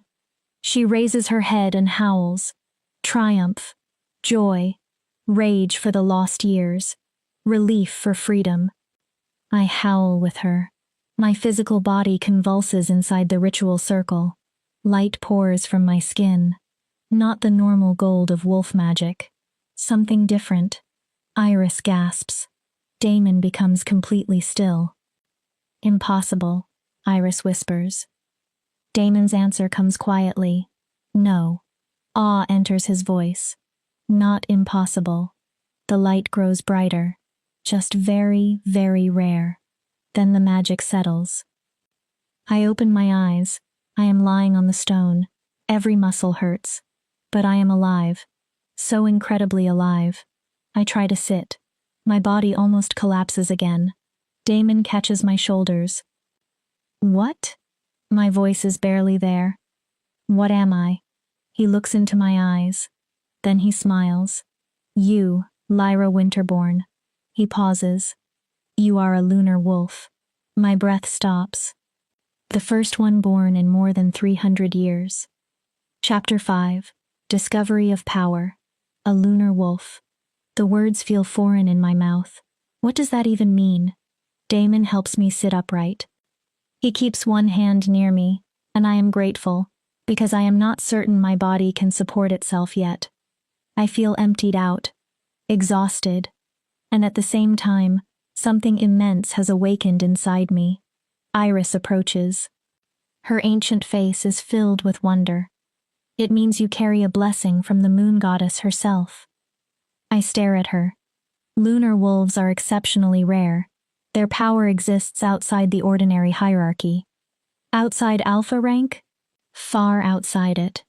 Iris smiles faintly. There are things lunar wolves can do that even we do not fully understand. But I've always been weak. Because someone made sure you appeared weak, Damon says. His voice hardens instantly. Someone knew what you were. He looks furious. And they were determined to make sure you never discovered it. The implication settles over me. Someone saw me when I was 6. A child. And deliberately trapped my wolf. Yes, Damon says quietly, reading the realization on my face. We will find out who. Iris removes a small vial from her clothing. But first, you will drink this. I take it. What is it? Something to stabilize your body. She points impatiently. You just had 17 years of curse magic ripped out of your essence. Your system needs help adjusting. I drink. The liquid tastes strangely sweet. Honey and something cool I can only imagine moonlight would taste like. Almost immediately, some of my shaking stops. What can lunar wolves actually do? I hand back the empty vial. What makes one dangerous enough that someone would curse a child? Damon and Iris exchange a glance. There is no single answer, Damon says. Each lunar wolf manifests different gifts. Iris begins counting them. Some heal through touch. Some see possibilities in the future. Some can read minds. She lifts a white eyebrow. Others can command wolves without regard for rank. And me? You'll discover that when the gifts emerge. How long? A few days, normally. Iris studies me. But your wolf has been suppressed so long that nothing about your awakening is necessarily normal. I close my eyes. My wolf is there. Immediately. No glass wall. No distance. No chains. She paces inside my mind with restless energy. And now I can truly see her. Silver white fur. A body larger than anything I imagined. Eyes glowing with the same strange light I have seen in Damon. She feels ancient and new. I need to shift. The need hits me suddenly. I need to see her. I try to stand. Not yet. Damon's voice stops me. Why? Your body is exhausted. I feel her. I know. His tone stays firm. But if you force a full shift before your system adjusts, you could injure yourself. How long? 24 hours at minimum. Frustration burns through me, but even my newly awakened wolf seems to recognize the truth. I can barely sit upright. Then help me stand. Damon gives me a look. I just want to stand. He takes both my arms and pulls me carefully upright. My legs immediately buckle. His arm wraps around my waist. I fall against his chest. Heat surrounds me. Winter frost and ancient forest fill my senses. Beneath my cheek, his heartbeat remains strong and steady. Easy. His voice is close to my ear. You've been in that circle nearly 7 hours. 7? I can hardly believe it. 7 hours of agony somehow felt like an eternity and an instant at the same time. I did it. The realization hits without warning.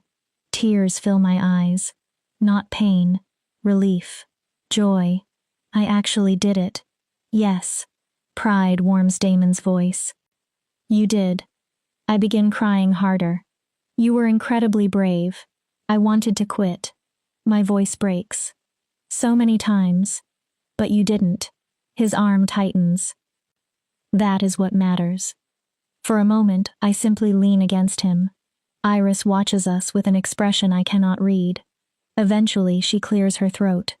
The king should take her to her room. I try to straighten. I can walk. My knees immediately tremble. No, Damon says. I can. No, Lyra. Then he lifts me. One arm beneath my knees, one behind my back. As though I weigh nothing. I should object. Insist he put me down. But I am too tired.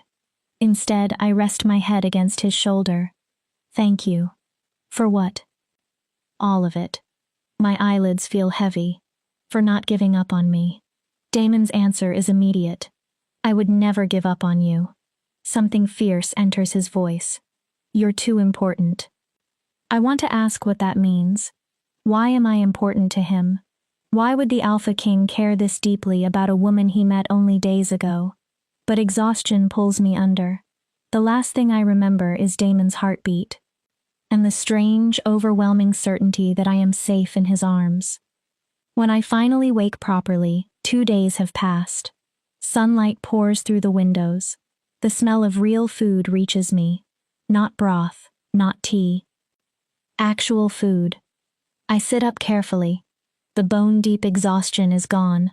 In its place is energy, strength, vitality I have never felt before. My wolf stretches happily in my mind. No cage, no barrier. Elena appears in the doorway with a tray. You're awake. She looks relieved. And upright. Excellent. She sets the food down. The king has been worried. I blink. Damon worries? More than he allows anyone to see. My stomach growls at the eggs, bacon, toast, fruit, and orange juice in front of me. I begin eating. Elena sits nearby. He's been asking the healers for updates every few hours. My fork pauses. He has? Repeatedly. She gives me a knowing look. And making certain you have everything you need. I do not know how to respond, so I eat. The food tastes stronger than I remember food tasting. Every flavor is sharper. My senses are different. Elena? Yes? What do you know about lunar wolves? Only what most educated wolves know. She crosses one leg over the other. Rare, powerful, blessed by the moon goddess. I look at her. Apparently I am one. Her eyes widen slightly. Then understanding appears. Ah, what? That explains the king. What about him? He has been, she considers the word, intense. That sounds ominous. Orders, messages, old records. She leans closer. He is trying to find whoever cursed you. Warmth unfurls unexpectedly in my chest. Damon is not merely talking about justice. He is already searching. Someone stole 17 years of my life, and he is trying to find them. Can I see him? He is in his study. She rises. I'll inform him you are awake. Then she pauses. There is something you should know first. I wait. The king called a gathering for tonight. My stomach drops. What kind of gathering? The entire pack. Why? To announce you. Panic rises immediately. Announce what? What you are. I'm not ready. You will be. That is easy for you to say. Elena's expression softens. The pack needs to know you are under his protection. Why? Because visibility can also keep you safe. Safe from what? But she is already heading toward the door. We'll discuss it later. Eat. She leaves. I finish quickly and go to the bathroom, then stop in front of the mirror. For a second, I do not recognize myself. My hair is still brown. But a silver streak now begins near one temple and runs through the length. My hazel eyes are no longer dull. Tiny points of lunar light shimmer inside them. I look changed, powerful, other. A knock sounds behind me. Come in. Damon enters. Dark jeans, gray sweater, casual clothes that somehow still look like armor on him. His eyes move over me. Relief appears before he hides it. You look better. I feel better. I turn toward the mirror. Different. The marks of a lunar wolf. He approaches. The silver streak draws his attention.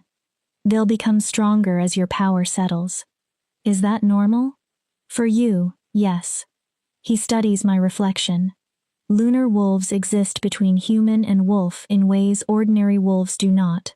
He reaches toward my hair, stops, then gently touches the silver streak.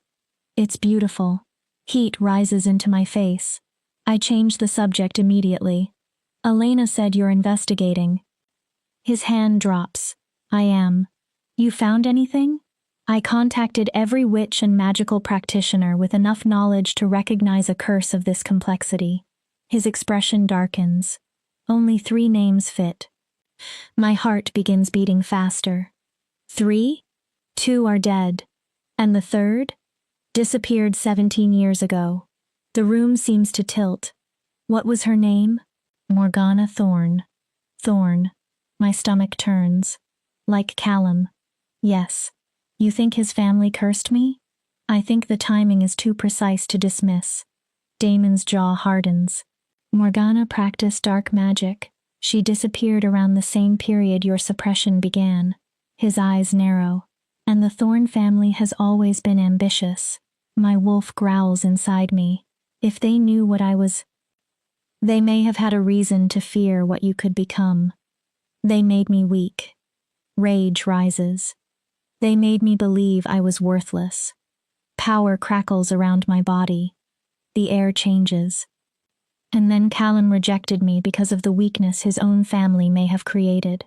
Lyra, Damon's voice cuts through the fury. Breathe. They knew. We don't know that yet. They had to. My hands shake. Power pulses outward. The name, the timing, his rejection. My voice becomes rougher. More wolf than human. They wanted me contained.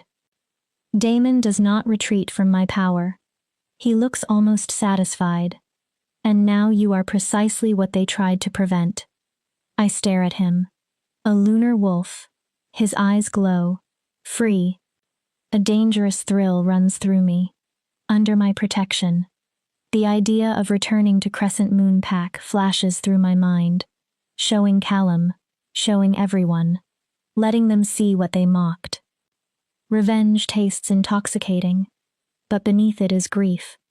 Why would anyone do that to a 6-year-old? My anger collapses. I was a child. Damon steps closer. Power frightens people. He speaks quietly. Sometimes fear makes them commit terrible things. I sit on the edge of the bed. What happens now?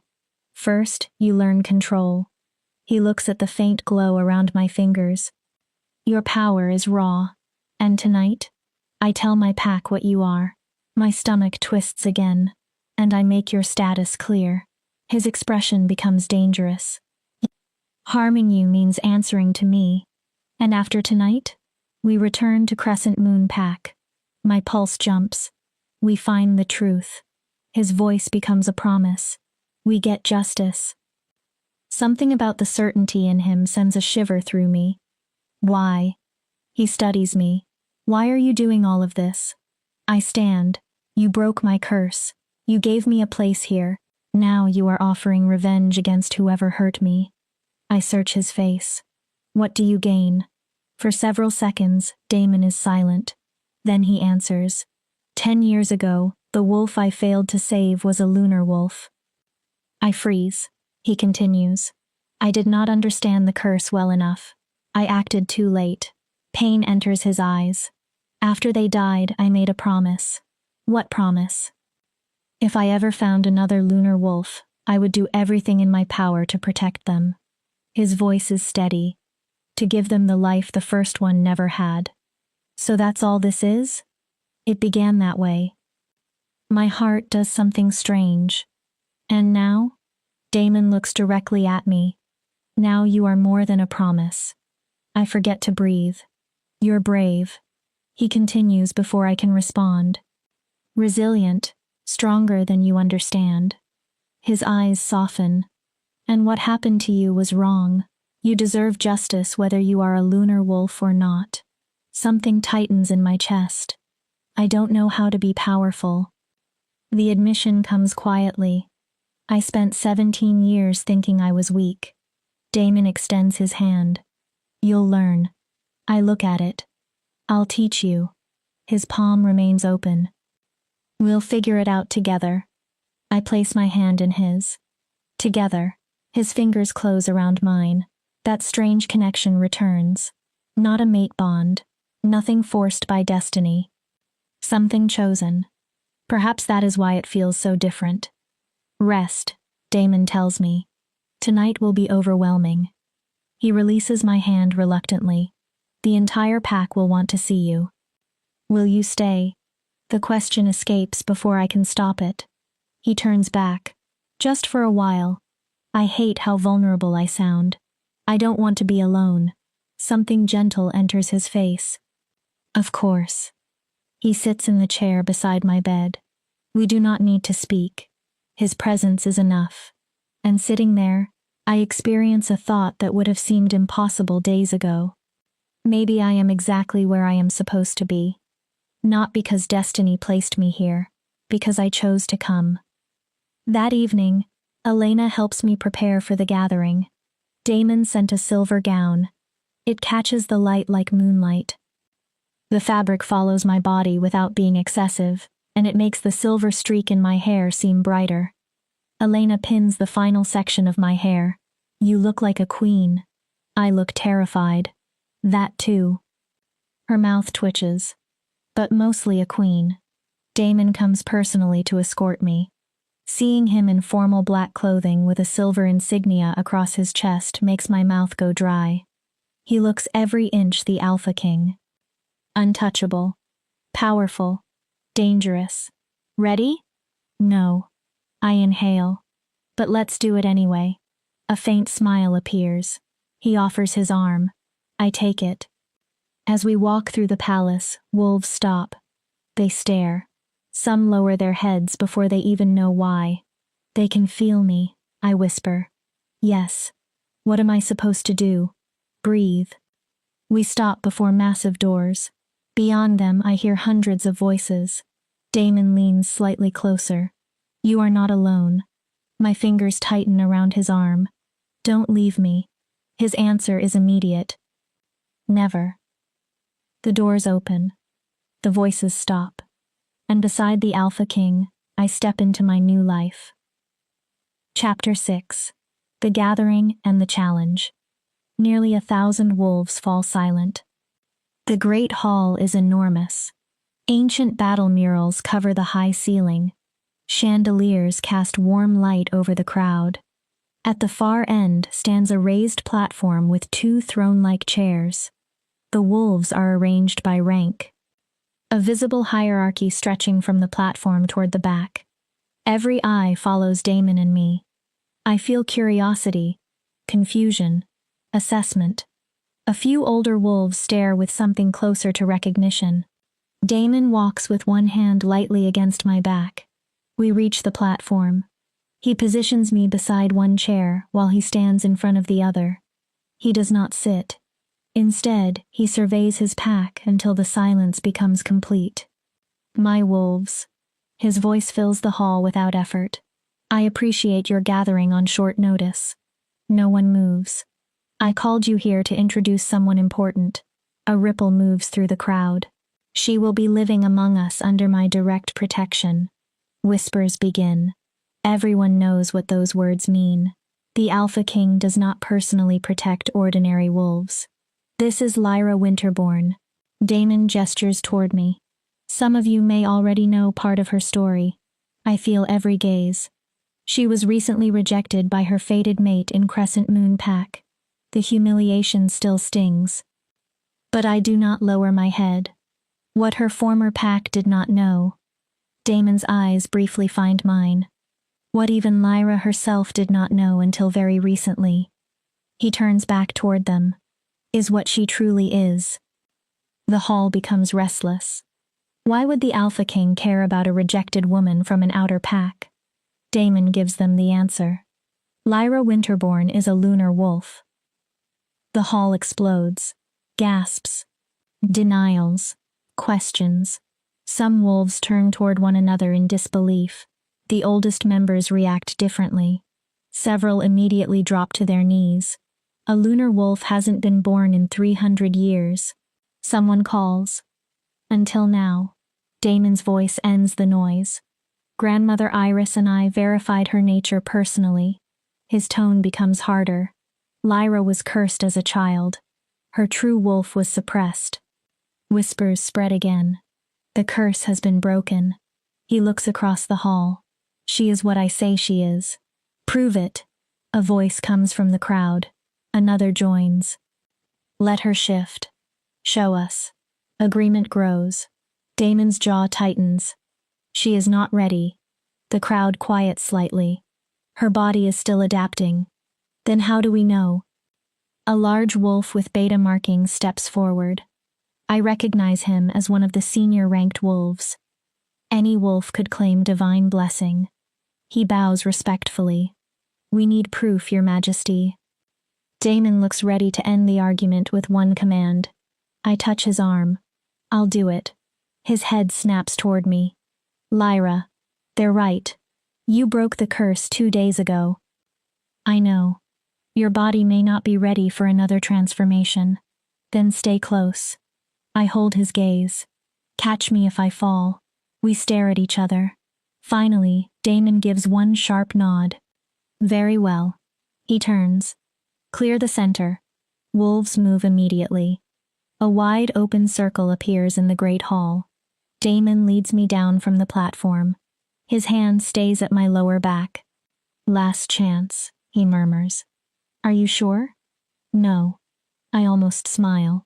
But I'm doing it. A hint of amusement reaches his eyes. That seems to be becoming your signature. We reach the middle. He steps away. I suddenly remember the expensive silver gown. It is about to be destroyed. Strangely, I do not care. I close my eyes, reach inward. My wolf surges forward eagerly.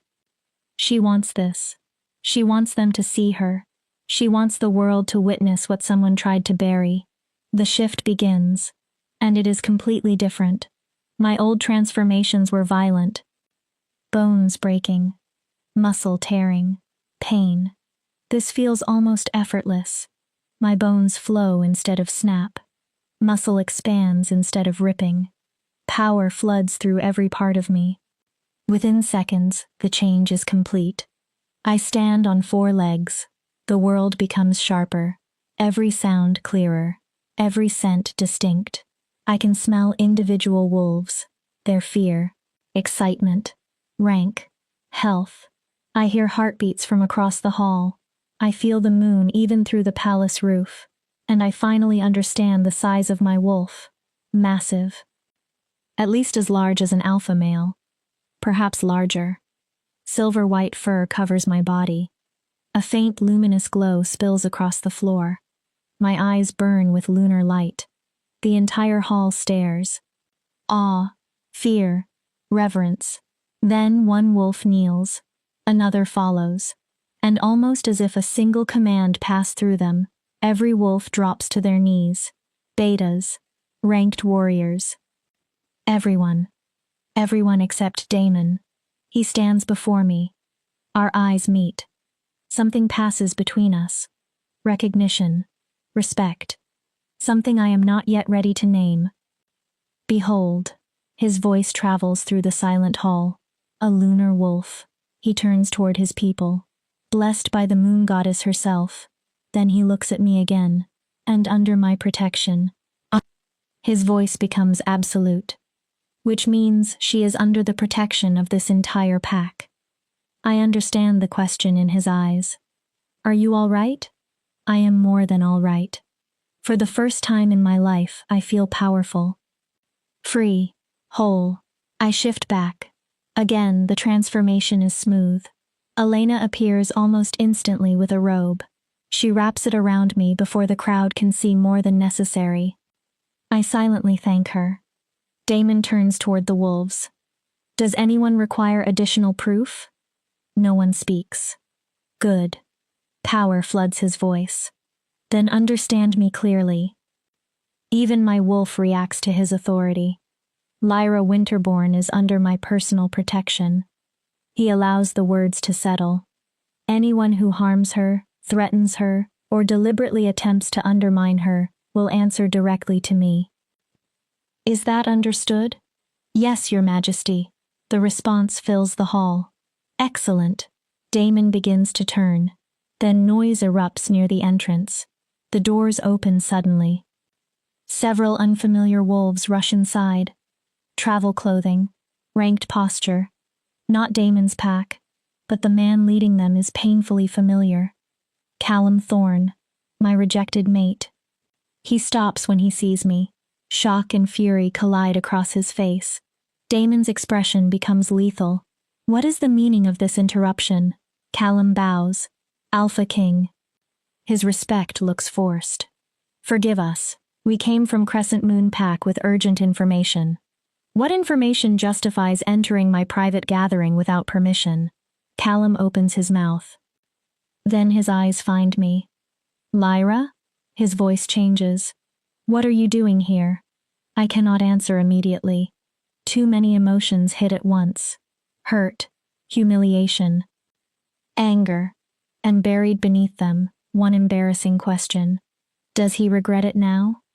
Miss Winterborn is my guest. Damon's voice is cold. And you still have not answered me. Callum drags his attention away. Alpha Dominic sent us. He swallows. A witch was found dead on our territory 3 days ago. The room becomes still. Murdered. Damon's eyes sharpen. We believe her death may be connected to the old magic you were investigating. The air changes. What witch? We don't know her identity yet. Callum hesitates. She was extremely old. There were signs of dark magic all over her body. He glances at me. The elders think she may have been responsible for cursing someone in our pack. One name immediately enters my mind. Morgana Thorne, the missing witch. The timing is too perfect. Damon apparently thinks the same. How convenient. His voice becomes dangerously calm.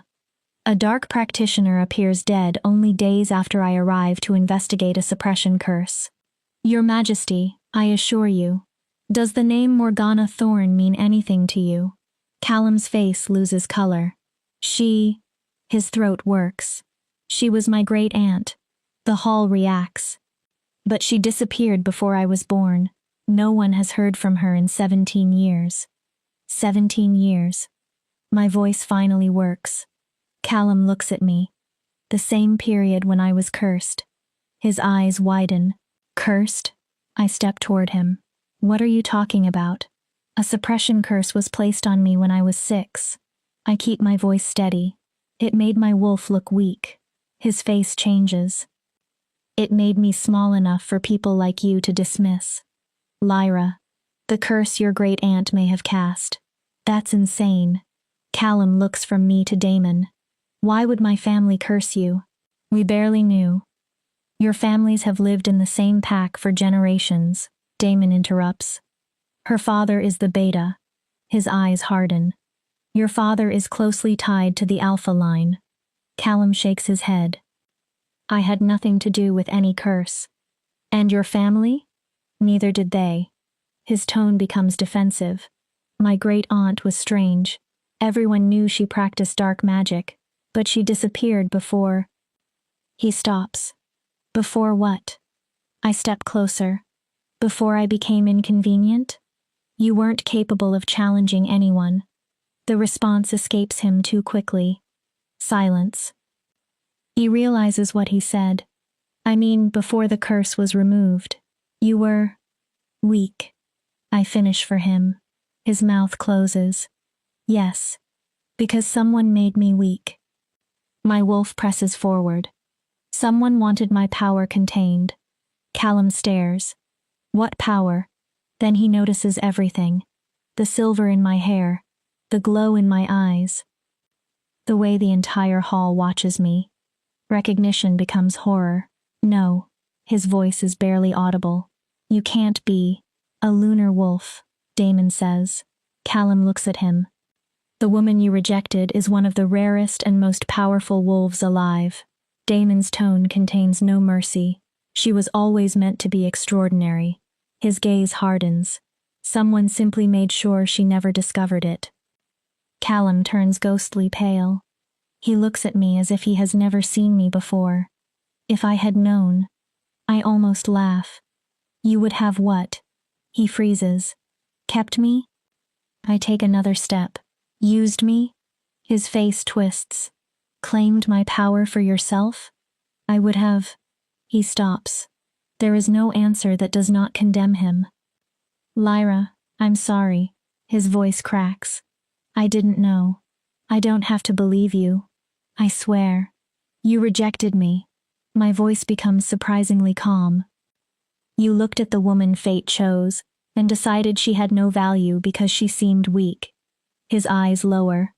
Your rejection nearly destroyed me. I take a breath. But it also brought Damon to me. It brought me here. It led to the curse being broken. I hold his gaze. So perhaps I should thank you. Pain crosses his expression. Lyra, don't. You made your choice, Callum. I step back. Live with it. Damon redirects the room. The witch's body. Callum immediately turns toward him. I want to examine it. Damon continues.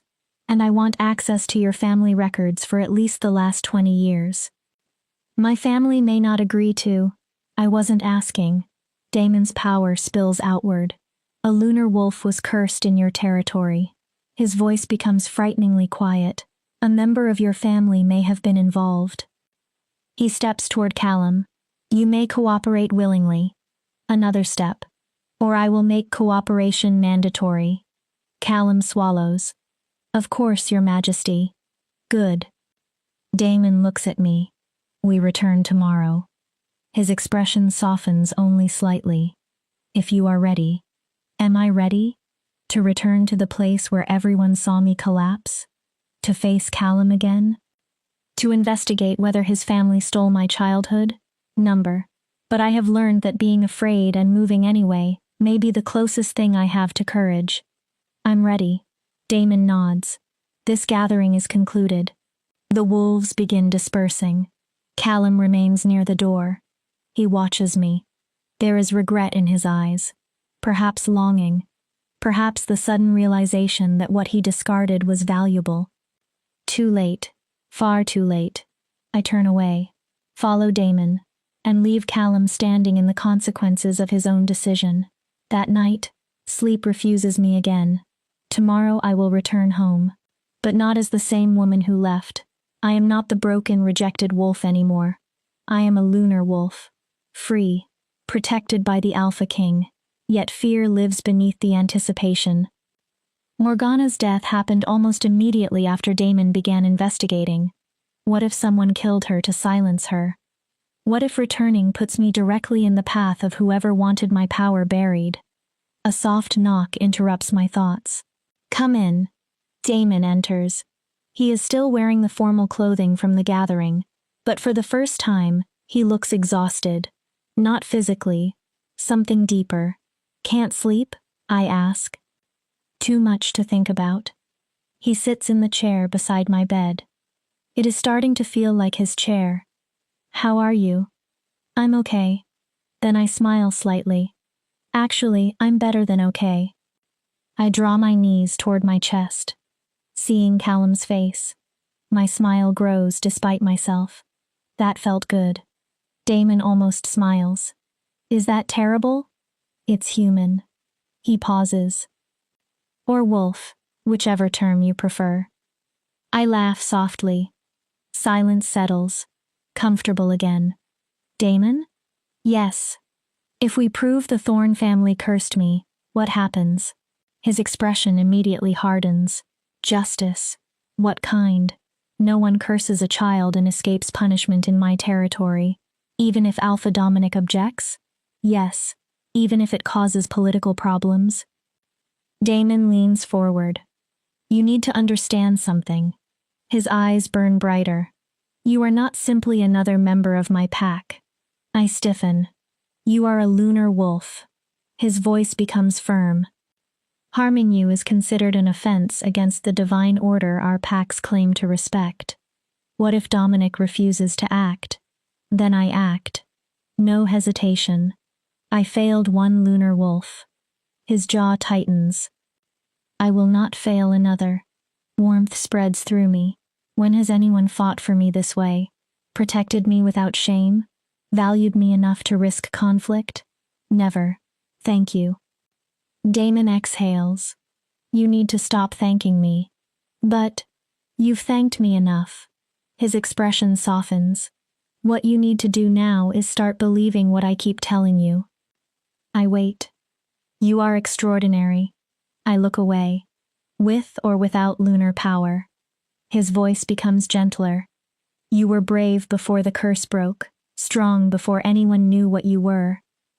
My eyes sting. I'm trying to believe that. I know. He stands. Rest. He heads toward the door. Tomorrow will be difficult. Then he looks back. But you won't face it alone. Damon? He stops. Will you stay? My voice drops. Until I fall asleep? I feel embarrassed immediately. I know that sounds childish. It doesn't. He comes back. Sits. I'll stay. I lie down. His presence anchors me. After several minutes, his voice comes through the darkness. Lyra? Yes? For whatever it is worth. A pause. I'm glad I found you. I smile into the pillow. I'm glad you found me too. For once, sleep comes peacefully. Tomorrow I return to the place where everything began. Tomorrow I look for answers. And this time, I will not face my past alone. Chapter 7. Return to Crescent Moon Pack. We leave Eclipse City at dawn. The motorcade looks almost identical to the one that carried me away from Crescent Moon Pack. But everything else has changed. This time, I ride in the lead vehicle, beside Damon. I am not running away. I am going back. Riker drives while Damon reviews documents on a tablet. Every few minutes, Damon glances toward me. He never asks whether I am all right. He simply checks. That silent concern means more than he realizes. Nervous? He finally asks when we cross into Crescent Moon territory. Terrified. I stare through the window. What if they hate me? Why would they? For coming back like this. I gesture between us. With the Alpha King, looking like I think I'm important now. You are important. He sets down the tablet. That is not arrogance. What if they think I've forgotten my place? Then perhaps they need to reconsider what they think your place is. I look at him. And if they hate you because you stopped accepting their definition of you, that tells you something about them. Easy for the Alpha King to say. His expression changes. You think I was born into this position? I blink. Weren't you? No. Something dark moves through his eyes. I fought for the crown. He leans back. I proved myself repeatedly. There were wolves who believed I was too young, too aggressive, too willing to question traditions. What happened to them? Some changed their minds. A sharp smile touches his mouth. They learn to respect strength more than habit. And the others? They no longer occupy positions where their opinions trouble me. The message is clear. Damon did not simply inherit power. He seized it. Defended it. I'm not very good at being feared. You don't need to be. His hand briefly closes around mine. Be yourself. My pulse jumps at the contact. The rest will follow. Then his tone becomes casually possessive. And anyone who wants to reach you has to go through me first. My heart reacts in a way it absolutely should not. We arrive shortly after noon. Word spread ahead of us. Almost the entire pack is gathered in the central square. My parents stand near the front. May bounces impatiently beside them. Alpha Dominic looks both welcoming and extremely nervous. Callum stands among the ranked wolves. He stares at the ground. His shoulders are stiff. His jaw clenched. Good. Let him be uncomfortable. Riker opens Damon's door. Then mine. The instant I step into the sunlight, whispers erupt. People stare at the silver in my hair, my eyes, my clothes. Elena chose fitted black trousers, a silver blouse, and practical boots. I look nothing like the woman who left days ago. Lyra. My mother runs through the crowd. Tears cover her face. Oh, my baby. She throws her arms around me. I breathe in the scent of home. My father reaches us seconds later. His arms go around both of us. For one moment, everything else disappears. I am not a lunar wolf, not a royal guest, not a mystery. I am simply their daughter. We heard, my father whispers. His voice trembles. We heard what you are. I pull back. I can't believe we never knew. No one knew. I squeeze his hands. That was the point. Damon approaches. And that is exactly what we intend to investigate. Every conversation nearby stops. Alpha Dominic. Dominic bows. Your Majesty, shall we speak privately? Of course. Dominic gestures toward the Alpha House. Your rooms have been prepared. He hesitates. And the body is being preserved in cold storage as you requested. Good. Damon glances at me. Spend time with your family. I look at him. I'll send for you when we are ready to examine the body. It sounds like an order, but there is consideration beneath it. Okay. He and his guards follow Dominic away. May immediately links her arm through mine. You have to tell me everything. Everything? The capital, the palace, Damon, May. What? She grins. Does he really have an entire throne room made of silver? May. Let her breathe, my mother says. But she is laughing. We walk home. Every street looks exactly the same. The houses, trees, paths. Nothing changed. Except me. Inside, my mother immediately starts tea. May attacks me with questions. My father sits quietly and studies me. Dad? He does not answer. What's wrong? Nothing. Nothing. His face tightens. I'm trying to understand how I missed it. Missed what? That my own daughter was cursed. Pain enters his expression. What kind of father fails to notice something like that? The kind whose daughter was cursed by a witch powerful enough to hide it. This isn't your fault. The Thorn family. Anger flashes across his face. If they did this intentionally, it is an act of war against us. Which is why Damon is investigating, my mother says, carrying over the tea. She rests a hand on his shoulder. Let the Alpha King handle it. We talk for nearly an hour. I tell them about Eclipse City. Riker. Elena. The ritual. The pain. The moment the curse broke. My first real shift. The gathering. I do not mention the nights Damon sat beside my bed, or the way I feel safer when he enters a room, or how his hand around mine makes something inside me react. Those things are too new, too fragile. A knock interrupts us. One of Damon's guards waits outside. Miss Winterbourne. Yes? The king requests your presence. My stomach tightens. They are ready to examine the body. Now? Yes. My mother squeezes my hand. Go. She smiles sadly. We'll be here. The guard takes me to Crescent Moon Pack's medical facility. I barely noticed the building growing up. We enter through a side door and descend to the basement. The temperature drops immediately. Damon waits there. So does Iris. Alpha Dominic. Callum. A metal table sits in the center. A white sheet covers the unmistakable shape of a body. Lyra. Damon's tone softens. You don't have to stay.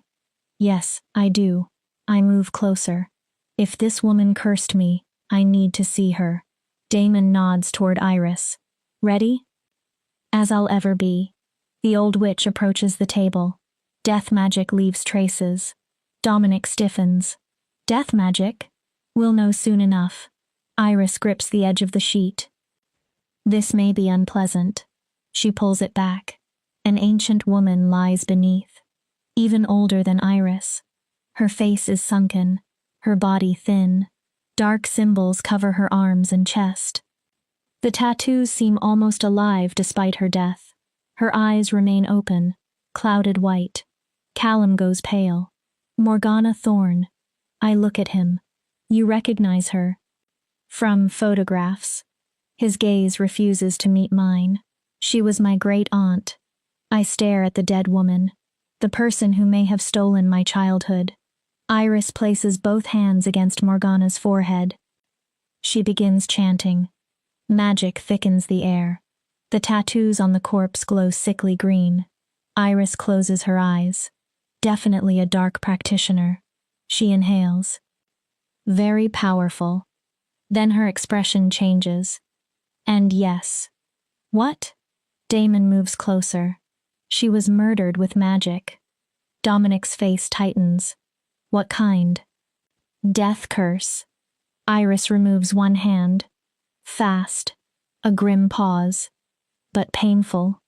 Who killed her? Damon asks. I can't tell. Iris opens her eyes. Death curses are specifically designed not to retain a caster signature. When? Approximately 4 days ago. Every person in the room understands the significance. Almost immediately after Damon left Crescent Moon Pack. Someone killed Morgana just as the investigation began. Someone did not want her talking. Can you tell whether she cast my curse? I step nearer. Mine specifically? Iris takes one of the corpse's arms. She traces a symbol. It flashes brighter. This mark records a major working. She closes her eyes again. The room becomes silent. Yes. My stomach drops. I can feel the echo. Her voice is certain. A suppression curse cast on a child approximately 17 years ago. The truth hits like a physical strike. This woman did it. She made me weak. Stole years from me. Built the cage around my wolf. Why? My voice cracks. Why would she do that? That, Damon says, is what we're going to discover. He turns to Callum. Your family records. Callum stiffens. I want them now. Your Majesty, I swear we knew nothing about this. Your great-aunt cursed a child who lived in your pack. Damon's voice becomes cold. Your assurances are irrelevant. Callum lowers his head. The records are at my family's house. Take us there. We leave in a grim group. Damon, Iris, Riker, Alpha Dominic, Callum, me. The Thorne home stands near the edge of pack territory. Large, elegant, old money in every stone. Callum's father answers the door. He resembles his son closely. Same amber eyes, same sharp features. But there is something harder in his expression. Alpha King. He bows. This is unexpected. We need your family records. Damon does not waste time. Anything involving Morgana Thorne and events from 17 years ago. For the first time, tension flashes across the man's face. May I ask why? No. Damon takes one step forward. You may show me the records willingly. His eyes brighten. Or I will order my men to dismantle this house until we find them. A long silence. Then Callum's father nods. This way.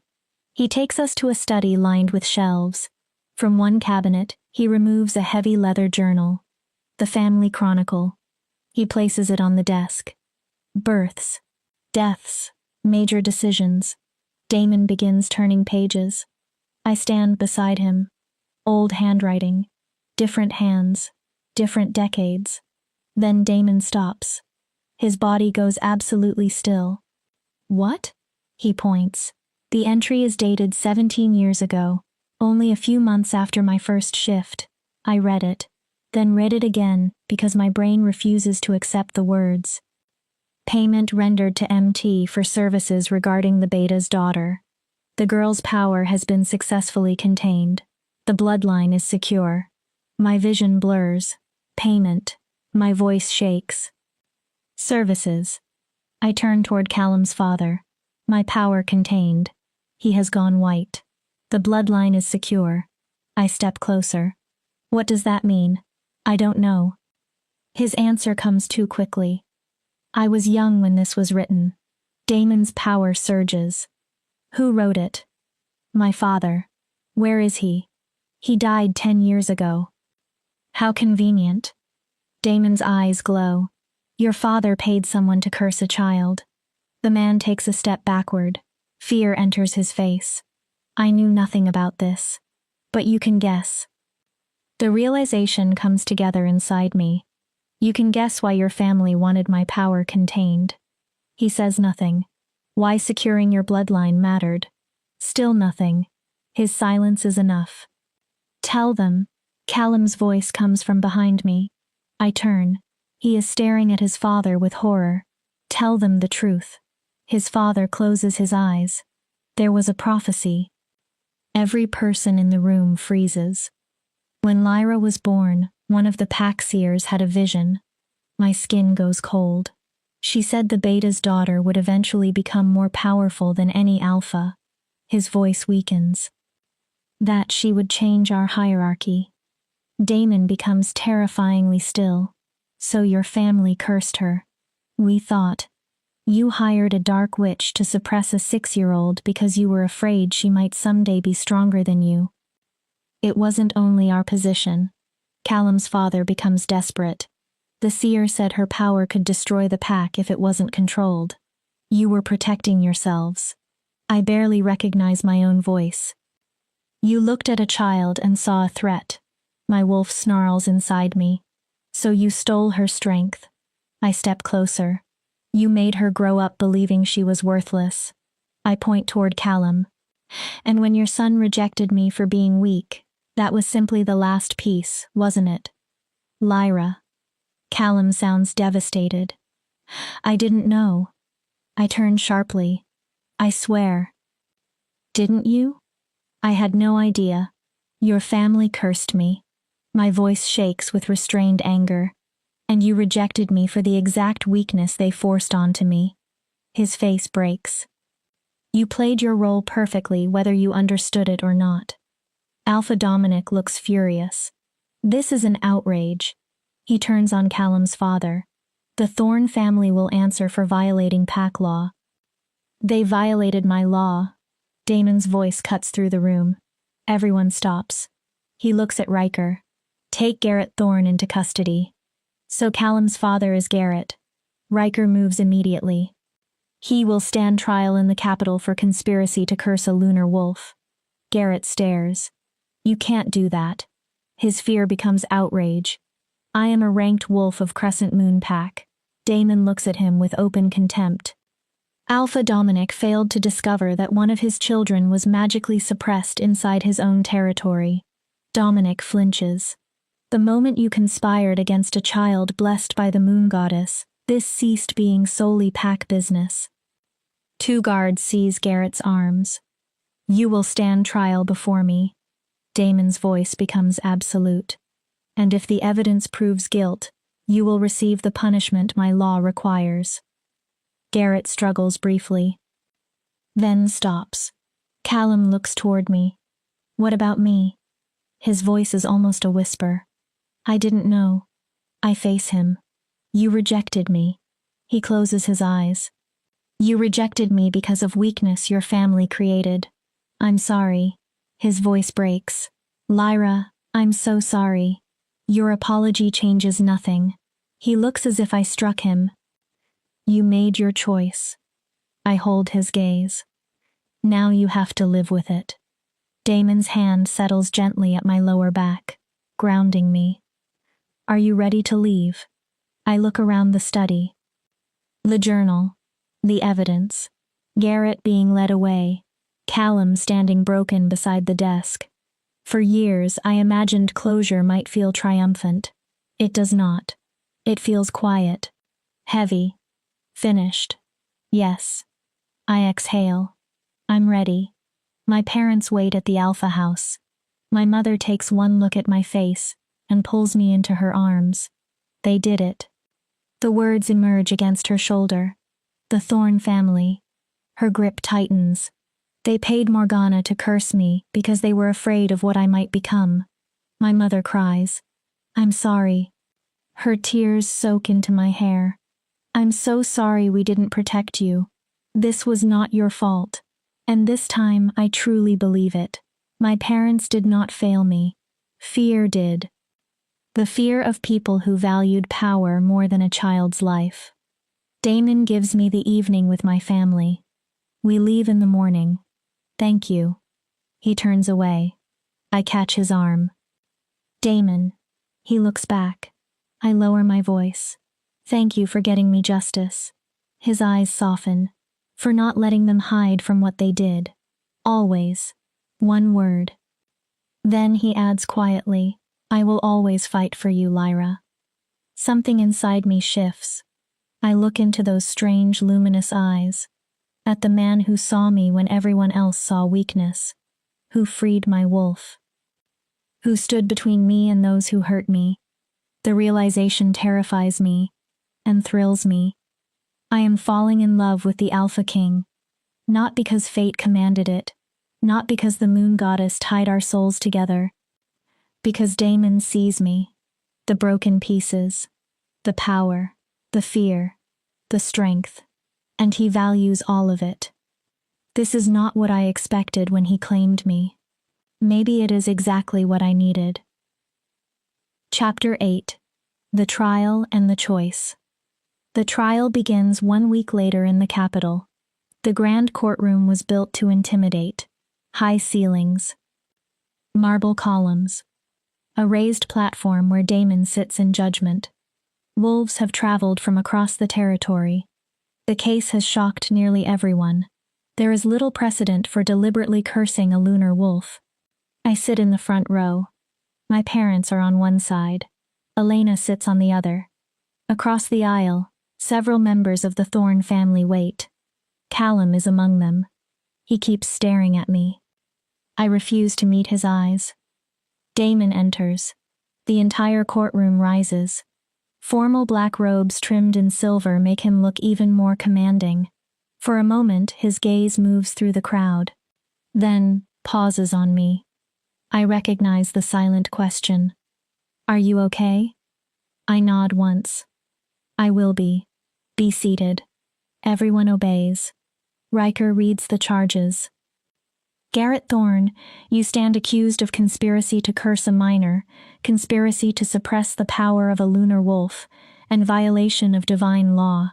Garrett stands with his wrists bound in silver chains. He looks older than he did a week ago. But defiance remains. How do you plead? Not guilty, Your Majesty. His jaw lifts. I acted to protect my pack. You acted to protect your position. Damon's interruption is ice cold.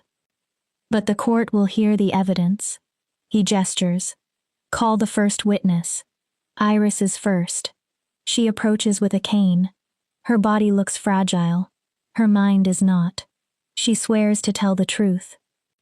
Then describes the magical signature discovered on Morgana's body. The suppression curse. Its age. Its structure.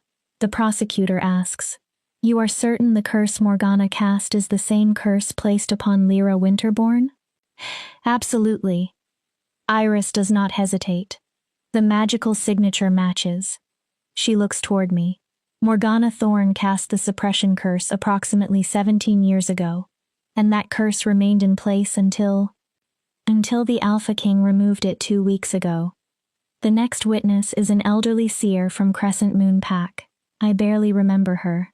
She arrives in a wheelchair. Her eyes are clouded, but her voice remains clear. "I saw Lyra the day she was born." The courtroom goes silent. I saw the Beta's daughter marked by the moon goddess. My chest tightens. I saw her rising. The seer's thin hands tremble. I saw old traditions breaking around her. I saw her becoming stronger than those who held power. The prosecutor steps closer. "What did you do with the vision?" "I reported it to the Alpha." "As was required?" "Yes." "What happened next?" "The Alpha called a meeting of the ranked families." A murmur passes through the courtroom. "He told them about the prophecy." The seer looks toward me. "I was not at that meeting." "What happened afterward?" 3 days later, Garrett Thorne came to me. Garrett does not move. He asked whether there was a way to suppress the girl's power. My mother grips my hand. "What did you tell him?" "That such magic would be dark." The seer's voice falls. "That it would require someone willing to break sacred law." "And his response?" "He told me he would handle it."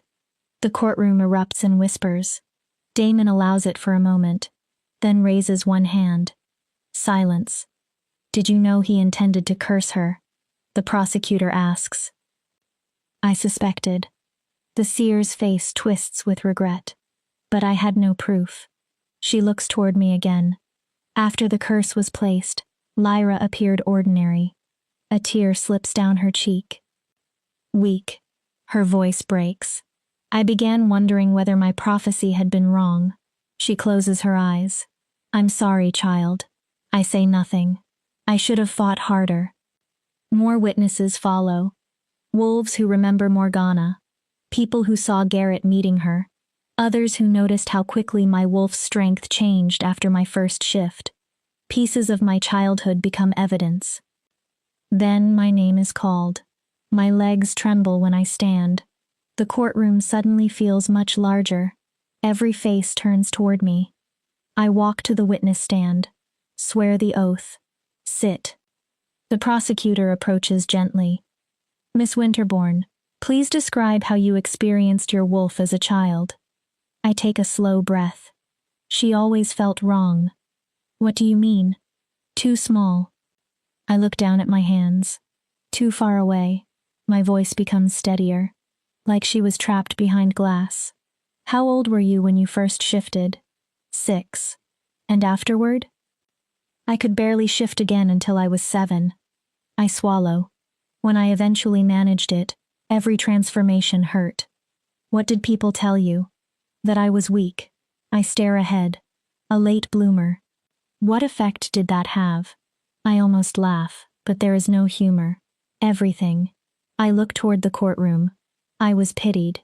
My eyes briefly find Callum. Bullied. He flinches. Treated as less than wolves who should have been my equals. I force myself to continue.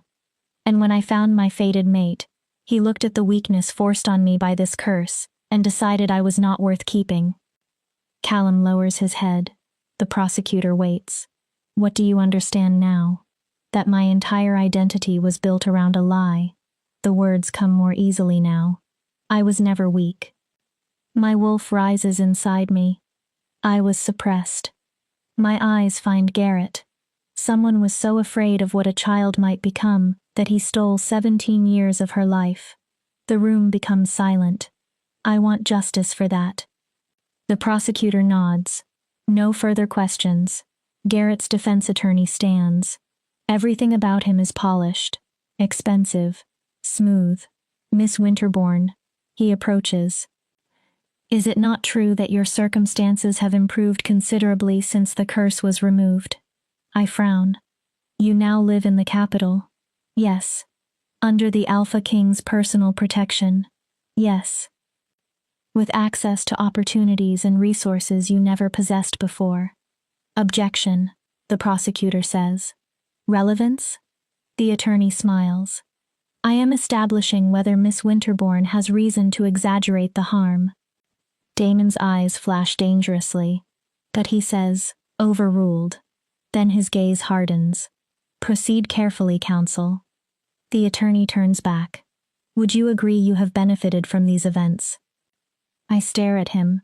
You're asking whether being cursed as a 6-year-old was worth receiving a palace bedroom 17 years later. His expression changes. That is not, because that sounds like what you're asking. I'm asking if your current comfortable position could influence how you describe your past. My current position exists because someone tried to destroy me and failed. My voice becomes cold. The Alpha King removed a curse that never should have been placed. I lean slightly forward. Yes, I have opportunities now. Then I hold his eyes. I also have 17 years of humiliation, pain, and self-hatred that I may carry for the rest of my life. The courtroom is completely still. So no, counsel. I sit back. I did not benefit from being cursed. A pause. I survived it. The defense attorney retreats. No further questions. My mother squeezes my hand when I return. You did well. I breathe out. For the first time, I believe her. The trial continues for hours. Documents, witnesses, proof of payments, testimony about secret meetings. Eventually, Garrett himself takes the stand. I did what I believed was necessary. His voice remains steady. The prophecy was dangerous. The prosecutor stares at him. Dangerous? It said Lyra would threaten the pack's stability. So you cursed a 6-year-old? I contained a threat before it manifested. My stomach turns. Garrett looks directly at me, and then says the words that change everything. I'm not sorry. The courtroom freezes. I only regret that the suppression did not remain permanent. Chaos erupts. Wolves shout. Some demand punishment immediately. Even Damon looks briefly stunned by the complete absence of remorse. Order. His voice cuts through everything. Silence returns. Damon leans forward. You confess to conspiring against a child blessed by the moon goddess. Garrett lifts his chin. You admit 17 years of suppression. His voice becomes quieter. You admit the suffering your actions caused. Yes. And you regret nothing? Garrett's eyes remain on me. I regret failure. Hatred burns in them. Because she became exactly what we feared. He points toward me. Powerful. His voice rises. Protected. Dangerous. I stand before anyone can stop me. I threaten nothing. Garrett laughs bitterly. Not yet. I take a step. All I ever wanted was the right to exist without someone deciding my strength made me dangerous. Lunar wolves have toppled dynasties. Garrett's voice becomes harsh. Destroyed packs. Changed territories. He sneers. You think you're different? That's enough. Damon stands. Power slams through the courtroom. Every wolf instinctively lowers their head. I have heard enough. He turns toward the guards. The court will recess for 1 hour while I determine sentence. Garrett is removed. The crowd slowly empties. I remain seated. His words stay inside my head. Dangerous. What if he is right? My father sits beside me. He isn't. I look at him. What? You're not dangerous because you are strong. He grips my shoulder. There is a difference. Is there? May joins us. Yes.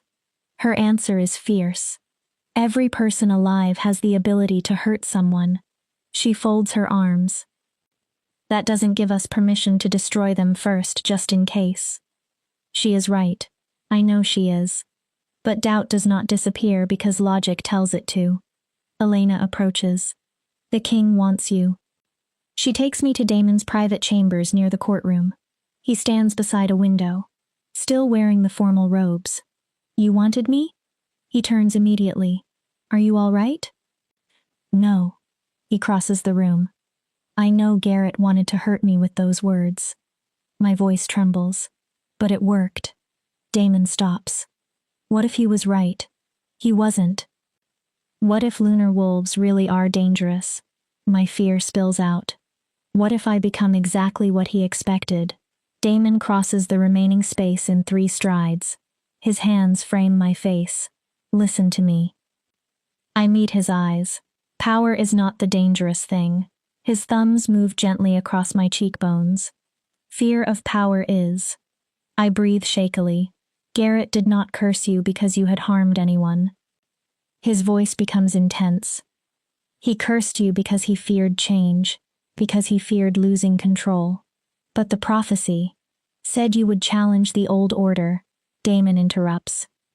Not destroy innocent people. His eyes soften. Sometimes old systems should be challenged. He leans closer.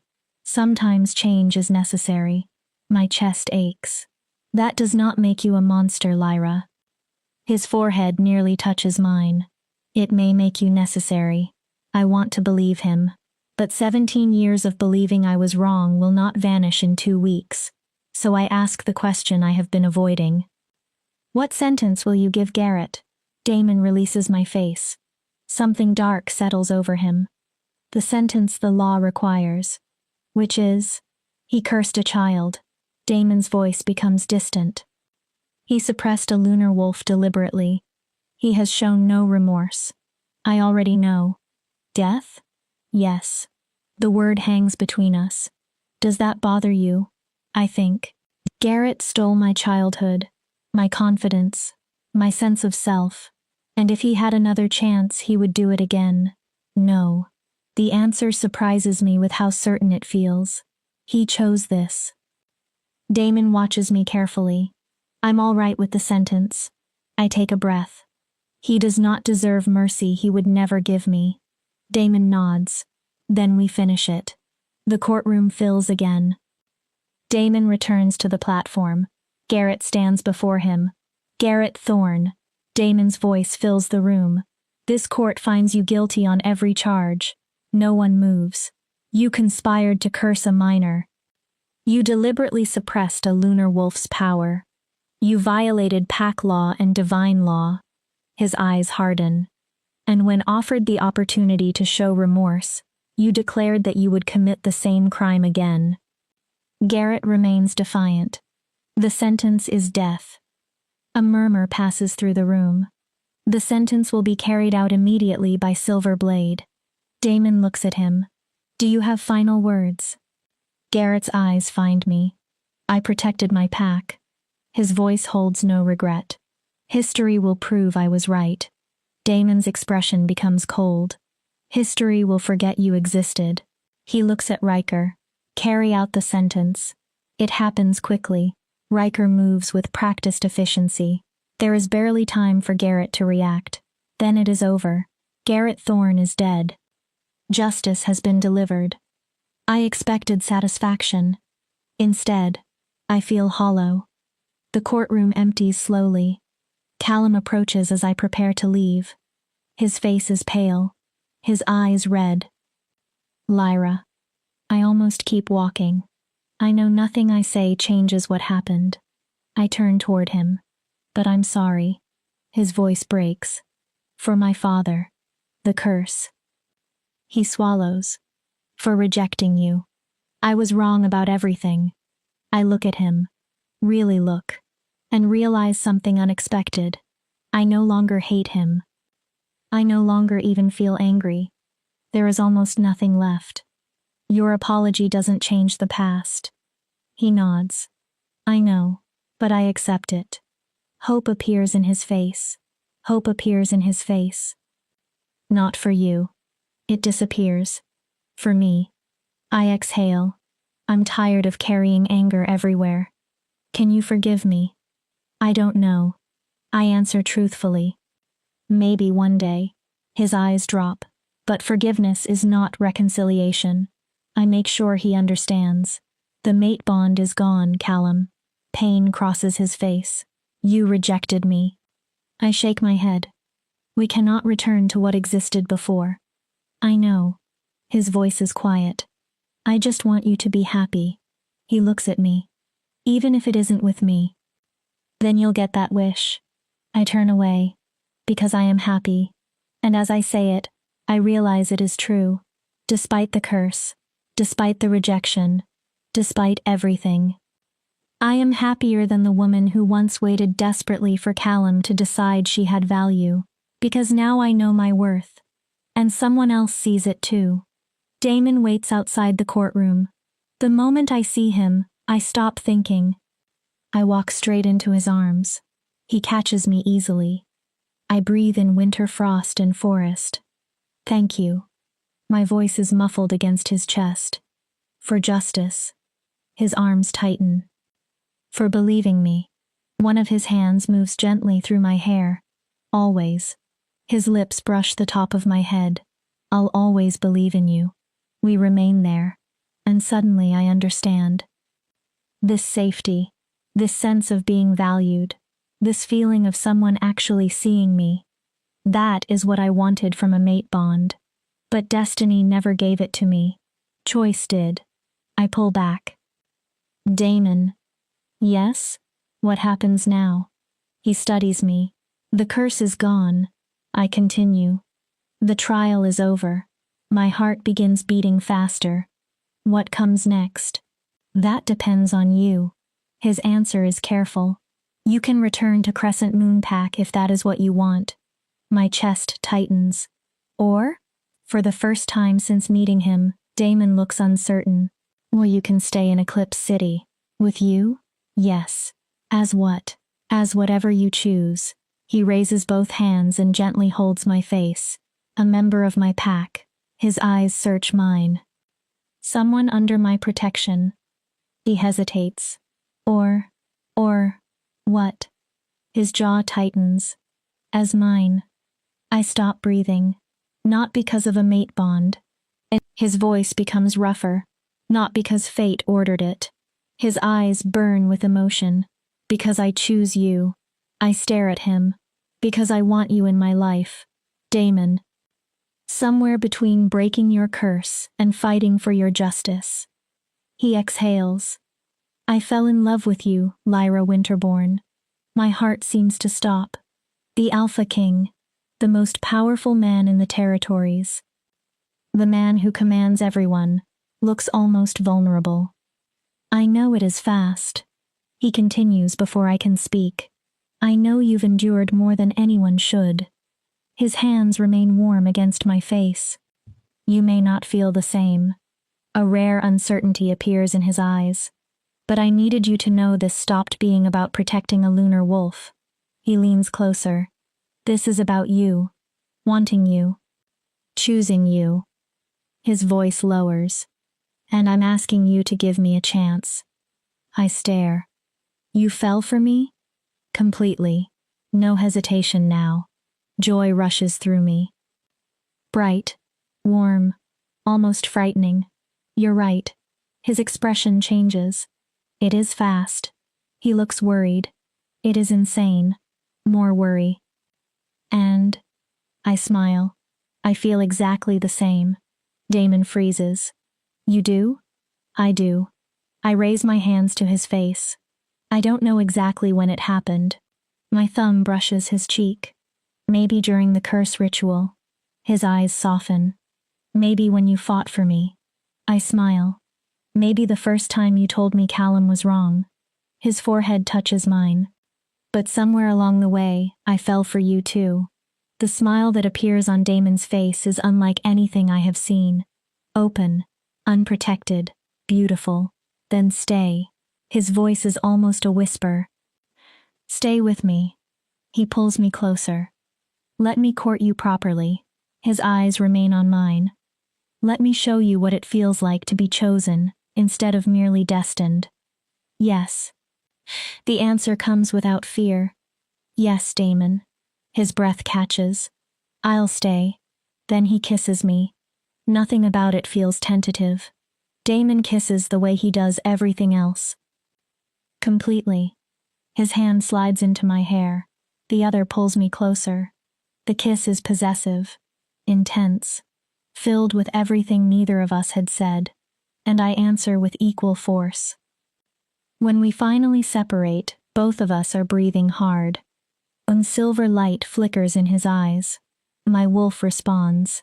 Not mate, nothing compelled, recognition of something we are building ourselves. I need to warn you. Damon rests his forehead against mine. I am not an easy man to love. I smile. I had already guessed that. I'm demanding. I noticed. Possessive. Definitely noticed. And I have an entire kingdom to run. Good. He raises an eyebrow. Because I'm not a simple woman anymore either. My smile widens. I'm a lunar wolf with power I'm still learning to control. I put one hand on his chest. And I have absolutely no intention of being anything less than your equal. Damon grins. Perfect. He kisses my forehead. I wouldn't accept anything else. We stand together in the corridor. And for the first time in my life, something inside me feels completely at home. Not destiny. Something better. Because destiny was written for me. This is being written by us. Choice by choice. Trust by trust, moment by moment. Sometimes rejection from a fated mate is not the end. Sometimes it frees you from a future that would have never valued you. Sometimes the alpha king who claims you becomes more than a protector. He becomes your partner, your equal, your choice. And chosen love can become stronger than any bond fate tried to force upon you. Epilogue. 6 months later, I stand on a balcony overlooking Eclipse City. Sunset turns the skyline gold. Damon's arms slide around my waist from behind. A penny for your thoughts. His lips brush near my ear. I lean back against him. I was thinking about how different everything is. Good different? I smile. 6 months ago, I was broken. I look across the city. Rejected. My hand covers his. Now I'm here. And? Stronger than I ever believed I could be. Damon turns me slightly. Any regrets? Not one. I face him completely. Although I received news today, his expression becomes instantly alert. What kind? A letter from Alpha Dominic. I watch him carefully. He's retiring. Damon waits.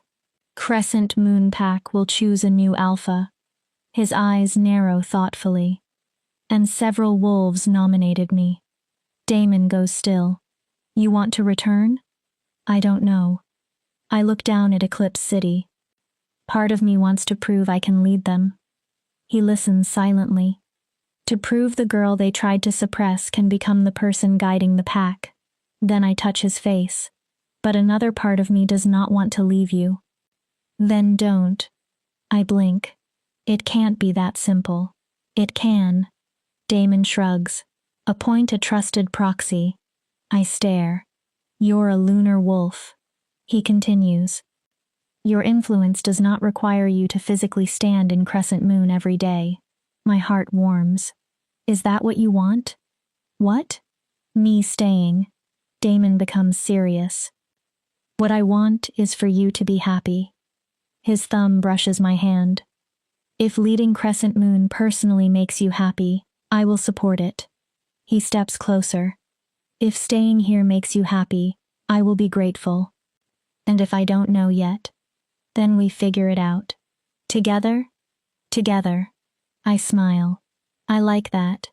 Good. Something changes in his expression. Because I was hoping you would.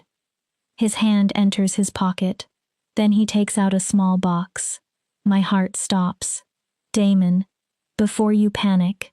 He opens it. A silver ring rests inside. A luminous moonstone sits at the center. I'm not asking the moon goddess to make you my mate. My eyes fill with tears. She didn't choose us. His voice grows softer.